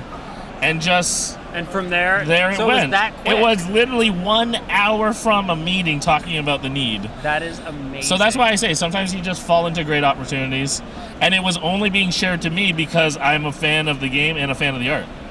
All right. That's how easy sometimes they come together. I'm excited about seeing that. Yeah. So, other question is, what other IDW comic can we possibly expect to see after these non-comic games? Yeah, good question. Some very you knew it was going to come up. Yeah, absolutely. We're very proud of a lot of stuff coming down the pipeline. We do have a new Teenage Mutant Ninja Turtles game coming, and people here at the show, if you want to demo or try it out, that's here. Some of the other comics that we have working, we do have some that we can't talk about, but some that we can. I'm trying to think what else we're working on. We have a Planet of the Apes, which is actually based on the old movies. Well, that's good. By Richard Launius. So that's here, if people want to play test that. What other comic stuff that I'm allowed to talk about? Some of it we're announcing at Comic-Con, which is coming up soon, so Okay. I'm trying to not get myself in trouble here. Oh man, put me on the spot again, Internet. Hey, that's you know the what? internet Come by the booth. Come by so the booth that and I'm ask not, him in so I'm person. not on camera, and then I can maybe tell you a few more. Do you? They said congrats on Sagrada, and then what is the MSRP on Torres? Do you have any idea on that Torres, yet? I'm not sure yet. I think they're sure? actually trying to work that out because they're being printed and all that, so they're working out the price. But I believe it'll be 50 or less. It's a big box game, lots of cool bits in there. All right. Well, last question, and this one more goes out because of Tom. Is what do you think about people who believe in an alternate timeline where cats did horrific things? Oh wow, I don't think cats could be capable of horrific things. I don't love know. cats. So. My wife would kill me if I said bad things of cats. So if she's watching right now, don't worry, honey. Cats are beautiful, wonderful creatures. All right. Well, that was Daryl Andrews from IDW, and we'll see you guys later. Thanks, man. Thanks. Look.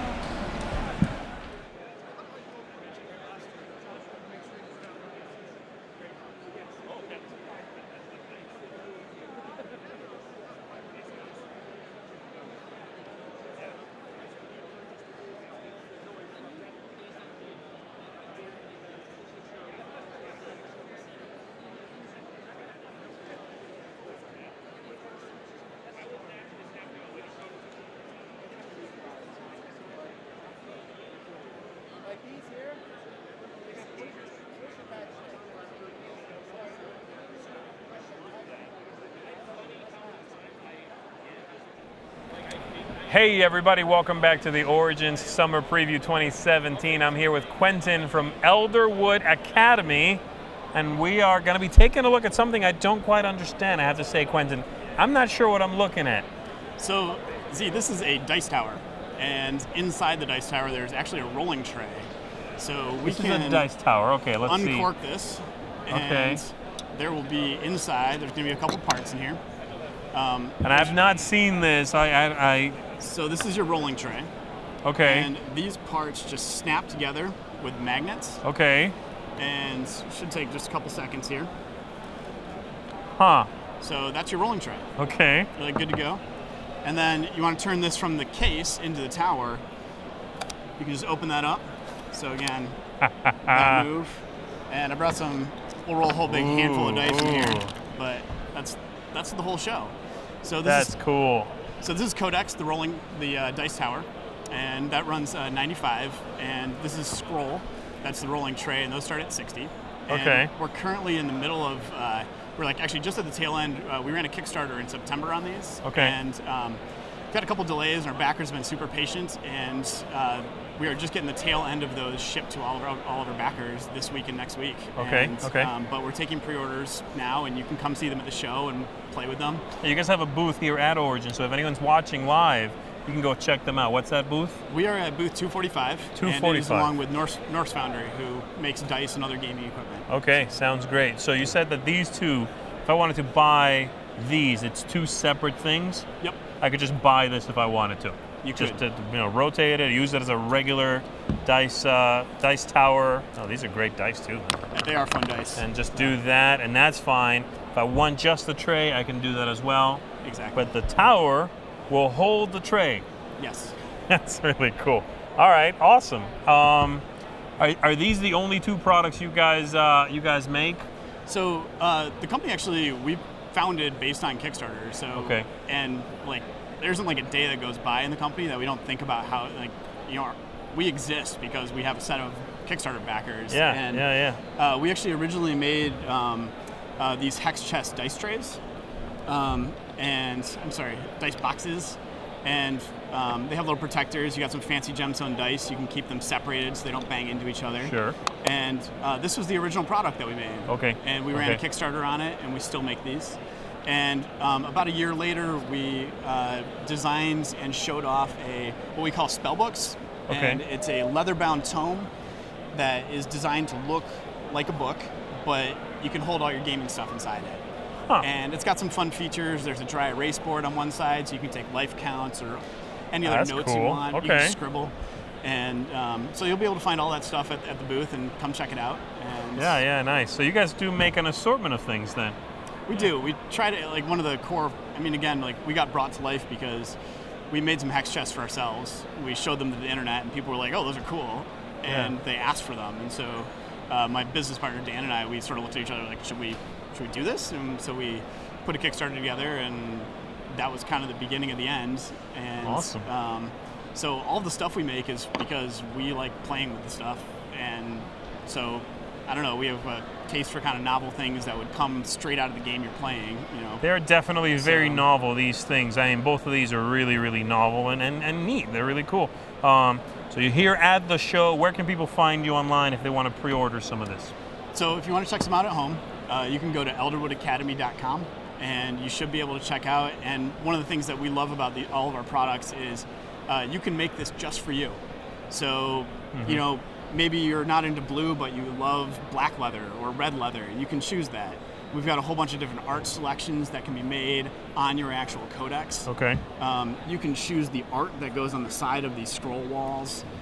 If you're getting a hex chest, there's a whole cadre of art that you can choose to put on top. You can get your name engraved on the side. So part of the gist, and like, we made gaming gear for us. Right. And so we want to make gaming gear for you. Yeah. So bring your games to life.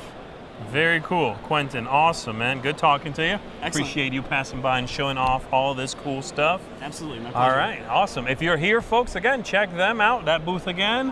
245. 245. Thanks for tuning in. We'll see you next time.